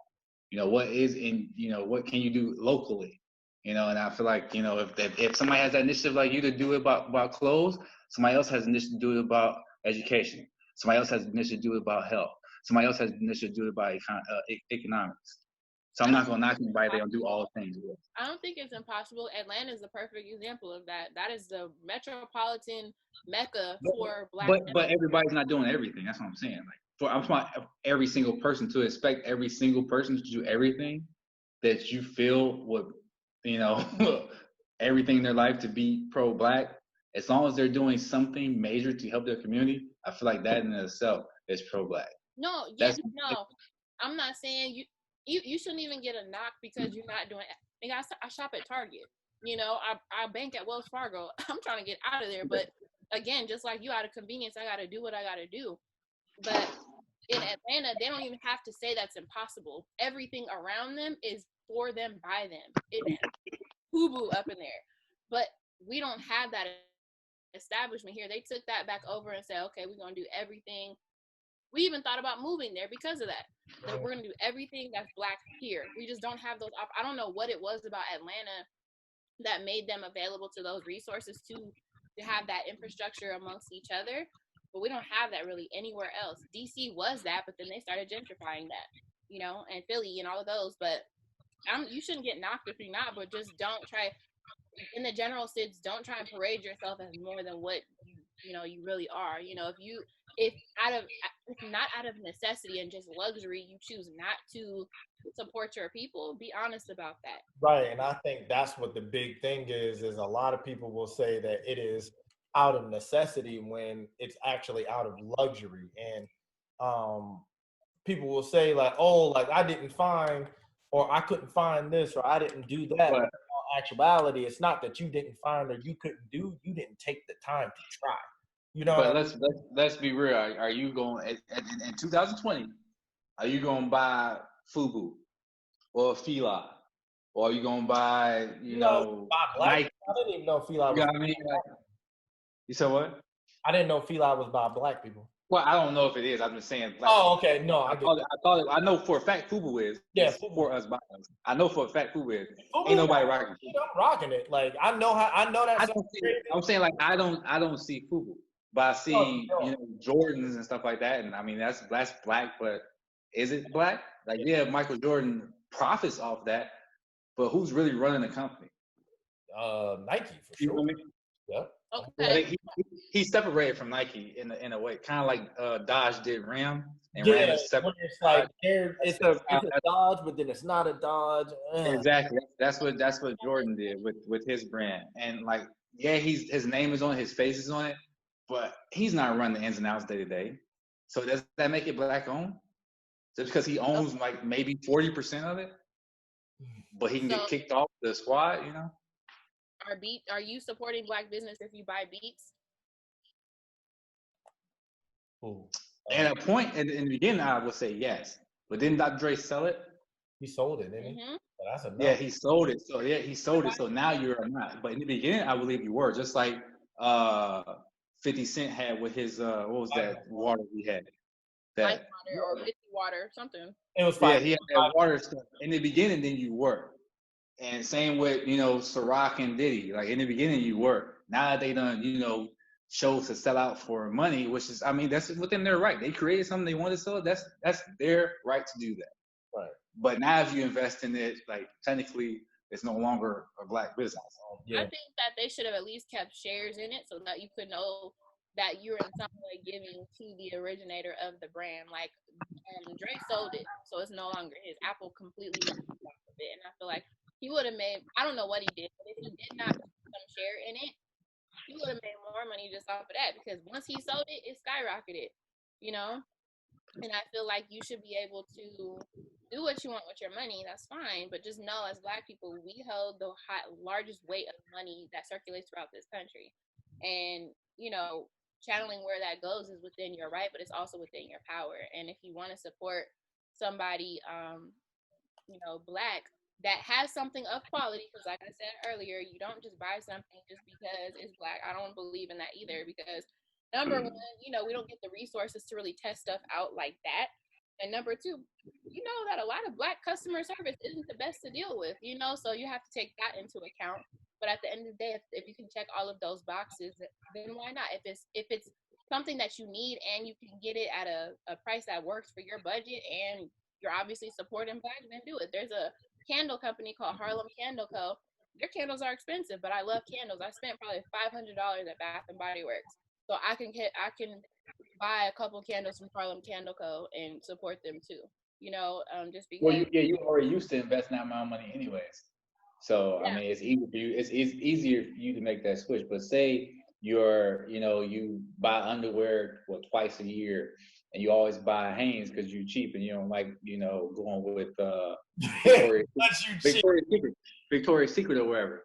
But then you hear about the Black company open up, but they charge as much as Victoria's Secret. You wasn't even paying the price of Victoria's Secret. It was too much. So are you really gonna pay that price for this Black company that's just as expensive as Victoria's Secret? It doesn't have the history or the consumer, the quality reports to even know if they're even a good brand, you're gonna keep doing what you're doing because you can afford it. I would say offhand, no. But if you found out that the only reason that you think Victoria's Secret products are better is because of the quality and the products of the person whose business that the black business that you know is they are of quality, I would actually say, yeah, I think that you if you're what I'm talking about is the price range. You literally chose Hanes because you couldn't afford Victoria's Secret. Okay, and then you got to go because this black business comes up and it's just as expensive as Victoria's Secret. Do you need to make that switch to that black business that you couldn't even afford its equivalent?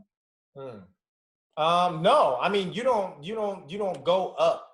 Like if it was still Hanes prices, then it's Hanes prices. You know, if it's Hanes prices, then yeah, we rocking whatever. Because that's already in my budget. That's already in my means. Right. You know? I agree. Like I don't I don't think that anybody should ever live outside their means. You know, and I had to learn that the hard way. But like, you know, in the event that you are in a situation where you can, if you can't pay up, then don't. You know what I mean? And if you can, then do it. You know what I mean? But I completely agree. If something comes to your knowledge that is, you know, already on the same level that you can, you know, not change your daily life and make a switch to, then go ahead and do it. But don't feel bad if you're, you know, walking down a street, you see a store that's black owned, that's black paintings. You don't buy art anyway. So you're going to pay $3,000 for this painting and you don't buy art anyway? Right. See, that's... You know what I mean? That's what I'm saying. But I buy T-shirts. Like, I wear T-shirts. So that's why I bought my friend's T-shirt that was a little more expensive than what I normally pay. It was like the same price I would pay for an Under Armour T-shirt. So I was like, fuck it. You know what I mean? I'm going to buy a T-shirt anyway. I need a T-shirt. So fuck it. I'll just buy this one because it's him. Because it's already within my means. It already had the money allotted or the amount that I was going to buy a T-shirt for this price anyway. So it's whatever. But to go out and say, I'm going to buy a bunch of paintings from this artist and I don't buy paintings at all, ain't nothing hanging up in my house. I'm not that into paintings and stuff like that. So should I feel bad because I'm not supporting that black dude for his paintings by purchasing his products? Now, I think that it's okay if I say, hey, you buy paintings and shit? Check this dude out. He does that stuff that you might be interested in some of his stuff. Go check him out. I feel like that in itself is promoting black business. Not necessarily that I need to buy his product, even when I don't purchase that project on a regular anyway, or I have no interest in that at all. $3,000 on a painting, and I don't have any other art hanging up in my house. If I had other art hanging up, and I had a chance to purchase his art, then I would do it. But if I'm not into that, then I shouldn't be not for that. I don't think you should ever step outside the bounds of who you already are, unless it's something that you want to get into. Then I think that you should do yourself the service of trying to find somebody black first who might be selling what you're trying to buy. But in the event that you can't find nobody, I don't, or like that's not what you into, I don't think there's anything wrong with you being like. I just feel like some people think that, you know, when you say support black business, you have to support every single black business you ever cross, even if it's nothing to do with you, like nothing to do with what you normally purchase. Yeah, I think that that's unrealistic. Like, to be perfectly honest, I think that is wholly unrealistic. Like, that is not. That ain't what you should be doing. That ain't, you know, like, because it's like if I don't eat damn calamari, for instance, and then I go and buy calamari from, or like somebody selling calamari and I buy it, but I never eat it. It's like, why are you, like, just to appease them? And that's what black people got to understand is like, there is going to be enough business for everybody. You don't got to worry about none of that. Like, whatever you're making, black people want it because we buy everything from everybody else. And so if certain people aren't supporting your business, that's not the end of your business. It just means that the demographic that you might be marketing to or catering to at that moment, that is not the demographic that actually needs to know about your stuff. You know what I mean? When people do stuff like that, where they go out and do stuff that ain't them to make it seem like they support black business, that's for optics. because Tory Lanez is notorious for being a colorist, and this dark-skinned girl called him out on it when she was on set. She said he wasn't paying any attention to me, he was rude to me, and then this light-skinned girl came on and he was nice. So people called him out for being a colorist. So what he did was he decided to speak out against colorism, and then the girl called him out again and was like, but need I remind you how you treated me? So then later on, come 2020, we know what happened between him and Megan, and he or allegedly what happened. And so what he tried to do in that sense was, again, try and promote this false idea that he's pro-black and supports black, and he goes and puts a picture of him marching for Breonna Taylor, when in reality he really wasn't doing that. So I think a lot of times people will try, and if you're really going that hard out of your means to do something that you normally wouldn't do, that's for optics. That doesn't prove any type of point. And most of the time you can be scrutinized for that. People can see right through that. If, like you said, if you don't ever buy paint, all of a sudden you buy this expensive ass painting and we ain't never seen you do anything else, you're going to be scrutinized for that. Be yourself. Be authentic to who you are. Whatever you can support, that is your idea of support, do that. Don't do anything that can be easily debunked. Yeah, I mean, I don't got nothing to say to that, babe. Like you encapsulated it perfectly. I just think people go too hard trying to prove their blackness too, or how far they trying to go to support something. Leave it where it's at. Yeah, like if you don't support, like what we were saying, it's like if you don't support it, you don't support it. If you do support it, then go ahead and support it. You know what I mean? But like if you don't, then don't fake like you do, because then the fakeness is only going to show people what they should be thinking about you in the first place. You know what I mean? Like if I don't rock with the color orange. I love y'all. If y'all made orange t-shirts, I'm not buying one. I don't like the color orange. No. This goes into our conversation about the dashiki. Well, I mean, if you only make orange t-shirts, you ain't gonna sell to many people. But even when people wear dashikis, do they really know what they're wearing? Like they don't. They don't know what the colors mean. They don't know what the imagery means. They're just doing it because there's this wave of being your African authentic self. When you was born, on 113th Street in Inglewood, like to me, you putting something on like a dashiki, fine, celebrate your heritage, but be able to answer questions when they come up. Right. Because you ain't never worn a dashiki before, and now all of a sudden you're wearing them, and me and you had this conversation, babe, like celebrate that, but know exactly how to answer that. If you buy a $3,000 painting that is from a black artist that exhibits black art, that's fine. But just know if someone asks you about that, you should be able to speak with passion about that. Even if about art in general. Yeah, because maybe that piece really spoke to you and it put you into like wanting more black art. Maybe that was your very first piece and you really felt it. And now you should be able to discuss it in depth. And yeah, you love art, but you love this type of art most. It should be something that even if it's your first time doing it and you've never done it before, there's a passion, authenticity behind it. Or you can be like a DNC and just wear dashikis and do a dance to get black votes. Right. That too.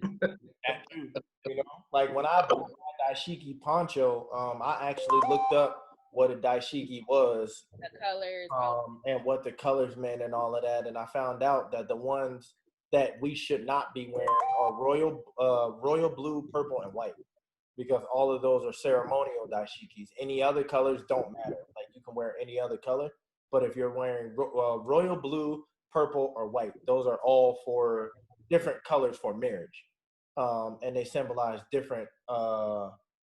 So it's not split by different countries or tribes. At least from what I saw, no. Because I looked up dashikis and where they are. I think I still got the link. I'm not sure, but I'm gonna have to find the link and send it to you. But from what I saw, it wasn't split up by tribes, and what I saw was mainly that it's actually not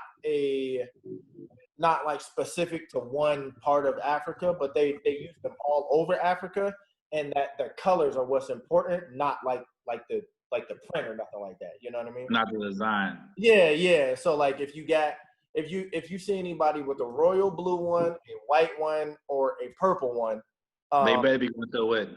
then they better be able to answer the questions about what that means. Because I went to Azusa Pacific, a white schools. You know what I mean?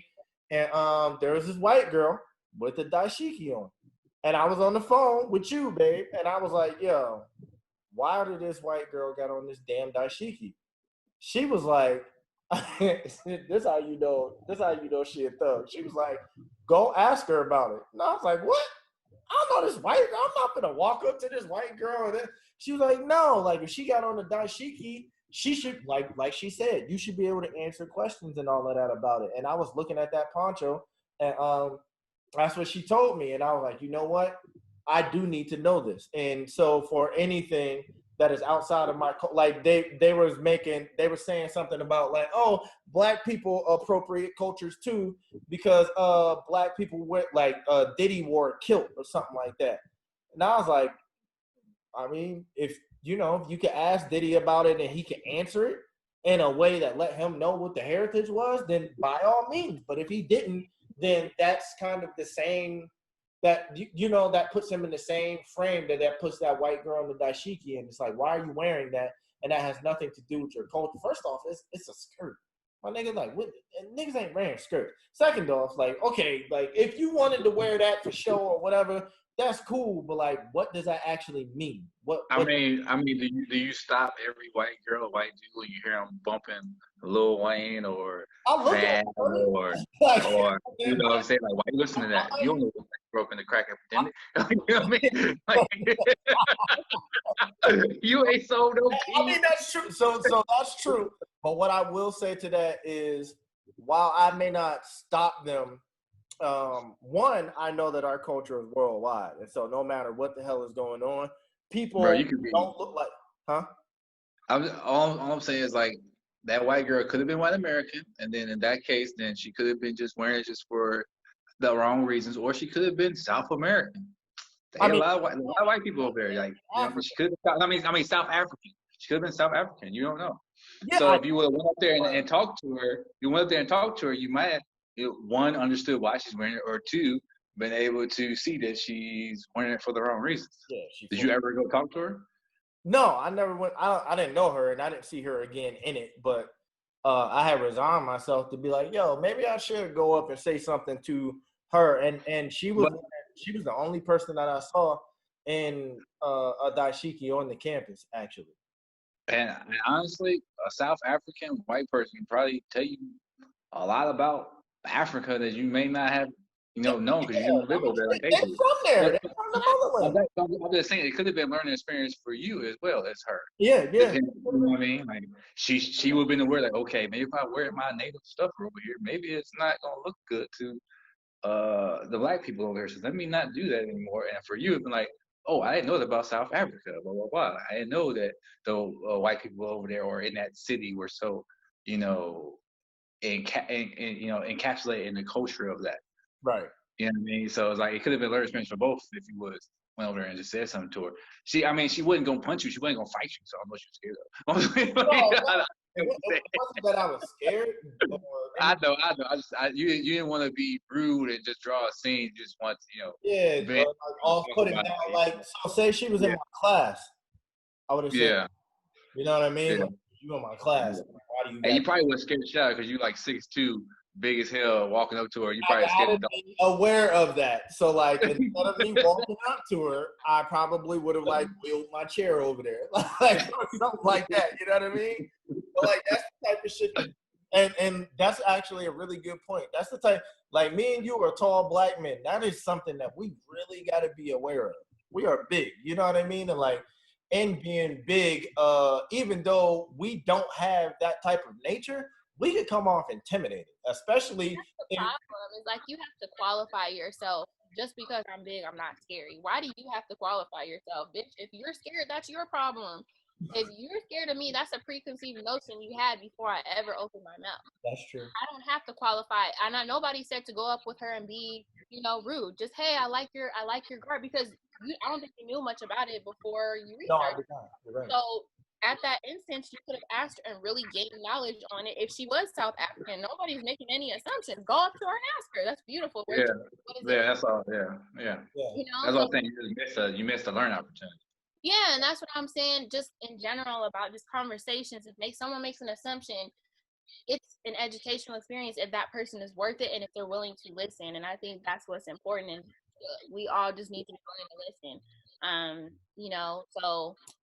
But see, people. Oh, as far as the music goes, that's global. Everybody listens to music. Can they say nigga? No, I don't think they should. But if they want to listen to Kendrick, fine. If they say nigga in their own car, I can't stop them. Oh man.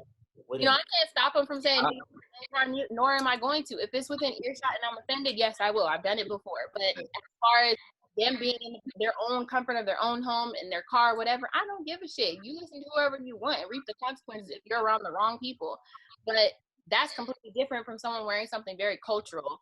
Our shit is cultural, but it is exuded worldwide. The dashiki is very narrowed to parts of Africa, and parts of it that wear those colors and those designs. So I think that's more appropriate to make sure somebody is aware of, even ourselves, because we can appropriate African culture if we don't know what we're doing. Yep. You know, you can say certain words or have certain dances or wear certain clothing, and you're appropriating a culture. You don't know if you're from Nigeria, Ethiopia, you don't know where you're from, and you just out here doing different things that could be offensive to different tribes, you know. So it's very important to be educated on the subject of whatever it is that you're doing and not overdo it. Anyone should overdo it just because you're Black, you know. And I think as far as the term African American, I don't feel the need to say I'm African American because I know that somewhere I came from Africa, somewhere down the line. So that's why I say I'm Black, because I know inherently I'm African somewhere. If you look at somebody from Dominican Republic or Haiti, say they're that nationality, but inherently our lineage is African. So that goes with the name. But for me, my domain is Black. Black because this is where I'm from America, and to be Black is to be American because that's what we have been ascribed to for so long. Yeah, that's true. So I ain't gonna say I mean, I guess I agree. I agree with everything you said, babe. I think we need to probably save that for like another day. I mean, like we could talk about the whole African descent thing. I mean, that's one of the things I like talking about. But at the same time, it is 11 o'clock over here. We've been on the phone for 3 hours. But I appreciate the conversation, and it got heated at times, but it was needed, you know? It ain't, it ain't nothing wrong with that. I used to honestly be like, I don't like arguing with the people that I care about. I don't like that, but like. What's crazy is 12 years ago, me and you never argued. Now we argue like every time we talk. and to be perfectly honest, that is so true. We didn't argue nothing. And now it's like every time we talk, niggas is yelling. Like we is shit. But you know what? It's because we've grown as men and we actually grew apart in terms of like us being like in different environments. And so that kind of shaped our things in different ways. But I think that what is there, and you can hear it in both of us, is passion. Yeah. I think that's important.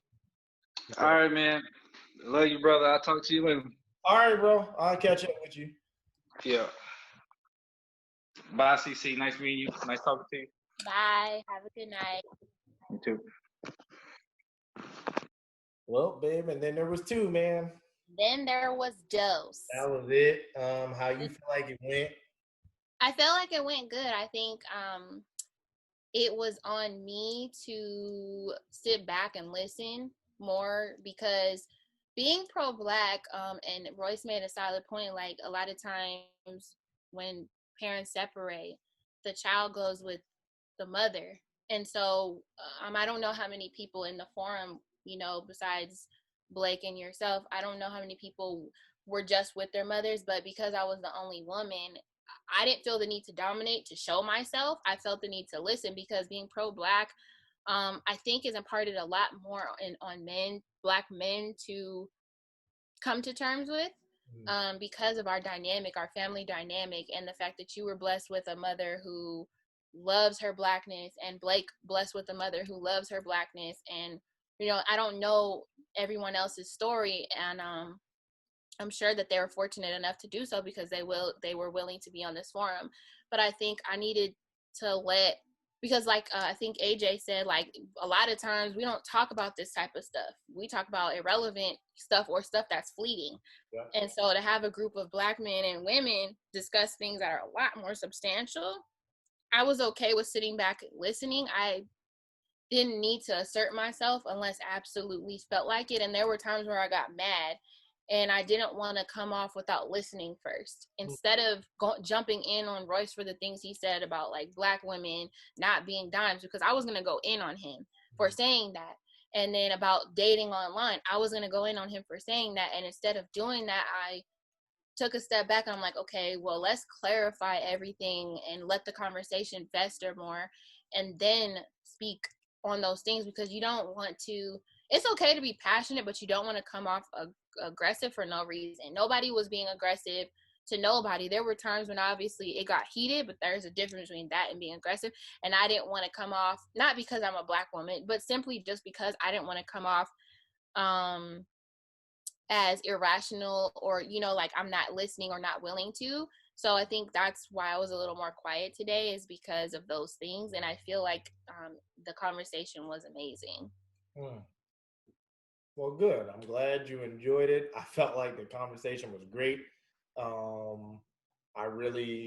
enjoyed the conversation. I enjoyed the banter, and I enjoy all of that. So anytime anything like that happens, or, you know, we get into a situation where we can discuss these type of things, I'm all for that type of stuff. You know what I mean? And I feel like I learned a lot. You know. Yeah. I also feel like I said my piece. I stood on my pedestal. Yeah. I stood my ground, not on my pedestal. But I said what I felt, and I stuck to that, and I did not allow. But it allowed you, because we can feel the way we feel about being pro-Black, but it gives you insight into those that don't subscribe to the manner in which pro-Black would traditionally be seen, and it gives you insight as to why they don't do certain things that would be considered with pro-Black, like your friends in the military. It's hard to imagine someone needing something from a Black, and I would have never thought of this, someone needing something from a Black business in a whole nother country. I'm going to be in Germany or wherever and have to wait 3 weeks for shipping. No, I need what I can get now. If I go inside of a store that has Black products, however, then that's where we can discuss what we're supporting. But yeah, like I would have never thought of like, and then online dating, like you want to meet somebody, you want to have a relationship. Online dating is not necessarily for you when you're always on the go. And see, I would have never been amenable to that until this, because I always had it made up in my mind, like, okay, everything seems to be about convenience. Where's the effort? Okay, well, if I'm always traveling, I need somebody who can foster a relationship with me in person, because I'm always moving. Being online, then I develop a liking for that person. Where is that gonna go? You know, so a lot of these ideas, and then like AJ was saying, like let's allow for economics, but also talk about other things that are supportive of that. And I think people really needed to understand being pro does not diminish. And I hated, before I got off, I hated this idea of competition of being pro-Black versus not, or I win or I'm higher than you. No, because yes, you should want to do everything for your people and you should do it to the nth degree, but we're already assigning ourselves this slave master's mentality by putting somebody else down, like they would do if they were in the house. They put you down for being in the field. So if you didn't do what they did, or if you were a house nigga, you were put down by the field slaves because you probably didn't work as hard, you know, even though it wasn't by choice that you worked that hard, you didn't work as hard. We can't put each other down for doing things differently. And being pro doesn't make you greater than or less than, because you can be pro with the most. Yeah, and I agree with that. And they were trying to say that. Yeah, they spun it a lot, and they were trying to pigeonhole me into saying that, like me saying that you're not, you can do all this stuff and not be with the black woman makes you less than. And that's what I was trying to say is like, I'm not saying that you're less than. I'm saying that we are on a different wavelength. I'm not saying that I'm more black than you, or I'm more pro-black than you, or you're more pro-black than me. And I think that that's where they thought I was trying to go with it, but I wasn't. I was just saying that like, okay, that's one facet of you that that is not pro-black. But as a black man who cheats on a black woman, that makes that man not, you know, me or whoever, not just the same. You know what I mean? That makes us not pro-black as well. You know what I mean? Because like the women we're supposed to be protecting were hurting. Exactly. You know what I mean? And so I wasn't trying to say like, oh, we're on, you know, I mean, not, you know, like we're on different wavelengths and all that other stuff. And I just think that, I mean, I was trying to say we're on different wavelengths. I wasn't trying to say like, oh, you're worse off than me, or I'm better off than you, or vice versa. I was just saying we're on different wavelengths. That's pretty much. So I think the agree to disagree was the beauty of it, that everyone saw themselves as something that was an advocate for Black people in a different way, but we all agreed that we advocate for some people, and like we want to do that, like coaching Black basketball teams or going to, you know, Black restaurants, like, you know, all of those things are towards a greater goal. We're supplying our community, you know, and it's important to have that always at the forefront. No matter what you do, God tells you that you're not for yourself, you're for your community, you're for your koinonia, you're for everybody that exists like you. Justice is something God is very passionate about. And all of Jesus' disciples preached on justice. Jesus himself preached on justice and community and supporting your brother when he's down, and all of this stuff. And that's the, you know, as you've said plenty of times, like as long as we're getting to the same place in terms of what we're supporting, that's the most beautiful thing about it. And at the end of the day, I, you know, used to fight with you on what being pro-Black is. Yes, you can have a white spouse and be pro-Black. And, you know, although I've changed my mind, your home life, you know, accept how you treat your spouse. So whether you're a Black man with a white woman or a Black woman, how you treat her is important. But your home life doesn't always directly reflect on what you're doing in your community, because we know Martin Luther King, let's just not say we know, because we'll never really know. There are highly propagated rumors that he beat Coretta, you know, and he had so women on the side. So now we can say if that's true, was he really pro-Black? He had a Black woman, Black kids, Black daughter. Exactly. All that he did for Black people, but would you consider somebody who does that to a Black woman a advocate, for a pro-Black movement? No, I would say no. Someone would argue, well then, how do you know the stresses of life didn't get to him? He was doing all this for the Black community, and he got home and he had to take his frustrations out. He did it in the wrong way. But how did he get his stresses out? You don't, like, then I would say that that shows a very unnatural ability to cope, because you don't take your frustrations out on your support system.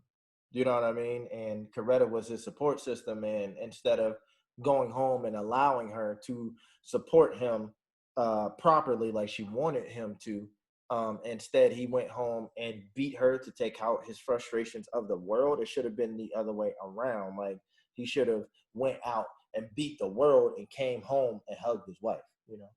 Yeah, and hopefully those things aren't true. They did in Selma portray him as unfaithful to Coretta, so that might be more true than the domestic abuse. But even then, that's not acceptable. You can't go in the world and promote us and our lives and trying to preserve our lives, including Black women, and then, you know, come home to a Black woman and make her sad, you know, in the worst ways. And, you know, hopefully those things aren't true. He was a resounding, you know, icon in a lot of our eyes. He was a flawed man. Malcolm X was a flawed man. You know, a lot of these people, they say Al Sharpton is not really for us like he portrays himself to be, you know. And like y'all talked about, he really just does it when the cameras are on, or, you know, when it's an opportune moment. So pro-Black is such a nuanced thing, and I think that's why I kept saying, like, why does it matter what your label is? If that's all you care about is what someone labels you, why do your actions matter? Right. Why do your actions matter if you are going for a label? You know? Go ahead. Well, see, the thing is, the only time for me that I can think of your actions and a label mattering is like when you're in a business and all of your actions led to a higher position, or in the championship, like all your actions led to the title, you know what I mean? Or MVP or something like that. I think there are select few times where actions and title matter in conjunction, but when we're fighting for a cause for our people, the label is not as important as what you're actually doing, because your actions are things that are seen and unseen, you know. Like Jordan, we don't know what he does because he's very rarely reported on when it comes to his deeds. You know, and for a lot of time we thought he had a stock or some type of investment in prisons, you know, and it wasn't him. And that goes to show you, like, we put so much interest in these people, quote unquote, that are I mean, not quote unquote for people, but leaders, quote unquote, for the Black community, and not really know what they're up to, you know. So that's why your actions always matter more than a title when it comes to our movement. Right. And I think that in Jordan's case, because he is so high profile, that because we know everything else that he's doing, I think that we have a right to ask, what is he doing as far as this is concerned? Because we get to see everything else. We know, we know, you know, we knew about all of the contractual obligations. You know, obviously we aren't in the room, but we don't know about that. We don't know about all that stuff. And so, but what we do know is enough to know that a lot of what you do is in the spotlight. And so when we don't see it, you know, and so some people would say that MJ is better because MJ is doing it behind the scenes, and he's not putting his name on a lot of stuff and stuff like that. And they might be like, well, LeBron is, I don't want to say publicity, but they might try and spin it like, oh, like he's just doing it for publicity or whatever. And it's like, well, it's 2:00. You can, whether it's for publicity or not, it is helping my people. And so therefore I have every obligation to support that. That's supporting my people. I don't care whether or not he's doing it for the look or the optics or whatever the case may be. LeBron opened up that school. LeBron has done more than a vote. LeBron has done more than an athlete. All of this stuff to benefit my people, people of color. And so because he's doing that, yeah, I will celebrate LeBron more than I will somebody like MJ, because I can see it. Now, when I see MJ's thing, when I see what MJ is doing, sure. Yeah. I will rightfully celebrate that, because because then at that point I'll feel like he deserves it. But until I know, I can't just roundly celebrate that, because I don't know if I should be celebrating. Right. Like, how can you say he's better when he's doing things behind closed doors when you don't know what he's doing because it's behind closed doors? Right. You know, that's the thing. So, you know, it's such a heavy topic, and I think because we have been and real quick, babe, what I was gonna say about me and Royce talking about being pro-Black when you have a white spouse or anything like that. That is for us being Black people to discuss behind closed doors. When we get in the public, I'm never going to talk about that, because that doesn't matter, because me, like I was saying, me and Royce are on the same page. We're trying to get Black people up, you know what I mean? We're trying to elevate Black people to the level of equality that our ancestors and things like that have fought for. And so so whenever we talking about that, we're going to talk about that in-house, you know what I mean? Like, we're not going to talk about that in public to where any and everybody can see, you know, like this discussion is just so, you know, people might be able to see, oh, okay, like they talked about that. Cool. But then what I really want people to get out of it is, once we talked about that and that was over, all we talked about from there is what can we do to lift our people up. That's what we need to know. You know what I mean? And I don't want people to come away, like that, like he said, like there was a certain point where me and him never argued. That just wasn't who we was, Like I think your growth as men has given you more knowledge to things that you can argue about. Maybe back then you guys didn't have as much as enlightenment as you do now. So there are more things that you're able to discuss because you've expanded your knowledge. And so there's going to be more arguing or, friendly disagreements because there's more knowledge there. Right. So I think we've been brainwashed for so long to not care about each other in terms of everything we have going on as a people, that discussions like this, even if we don't agree, are necessary, because now we care about what we're representing in our own communities. To be pro-Black back then wasn't a thing. Either you were, a Renaissance man, or you weren't. Either you were, part of the Million Man March, or you weren't. Like, caring about what you care about so much is important now, because we're in the age of enlightenment, and now you know what you should care about and you're still not doing it. Right. So you have more knowledge than you did back then, and you still not for what you should be for. That's crazy. When you didn't know, like when we were younger, we didn't know about a lot of things we know now in terms of Blackness and what it meant to be Black, and things like that. Now we know, and we have no excuse not to try our hardest to support when we can and where we can. Right, which is why I was saying to Royce, like, I understand about his situation, but my situation, if there's anything that I can get from somewhere else that will allow me to support my people, I will definitely do that. Of course, assuming it's quality, and assuming that there is some level of professionalism that comes with that, because quality products mean nothing if your customer service is terrible.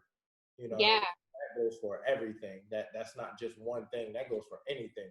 It doesn't have. You don't actually have to be in the customer service field to give terrible customer service, and I think that people miss that too.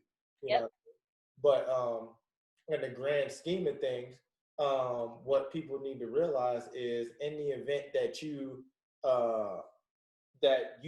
can do the research necessary to get yourself something, do that.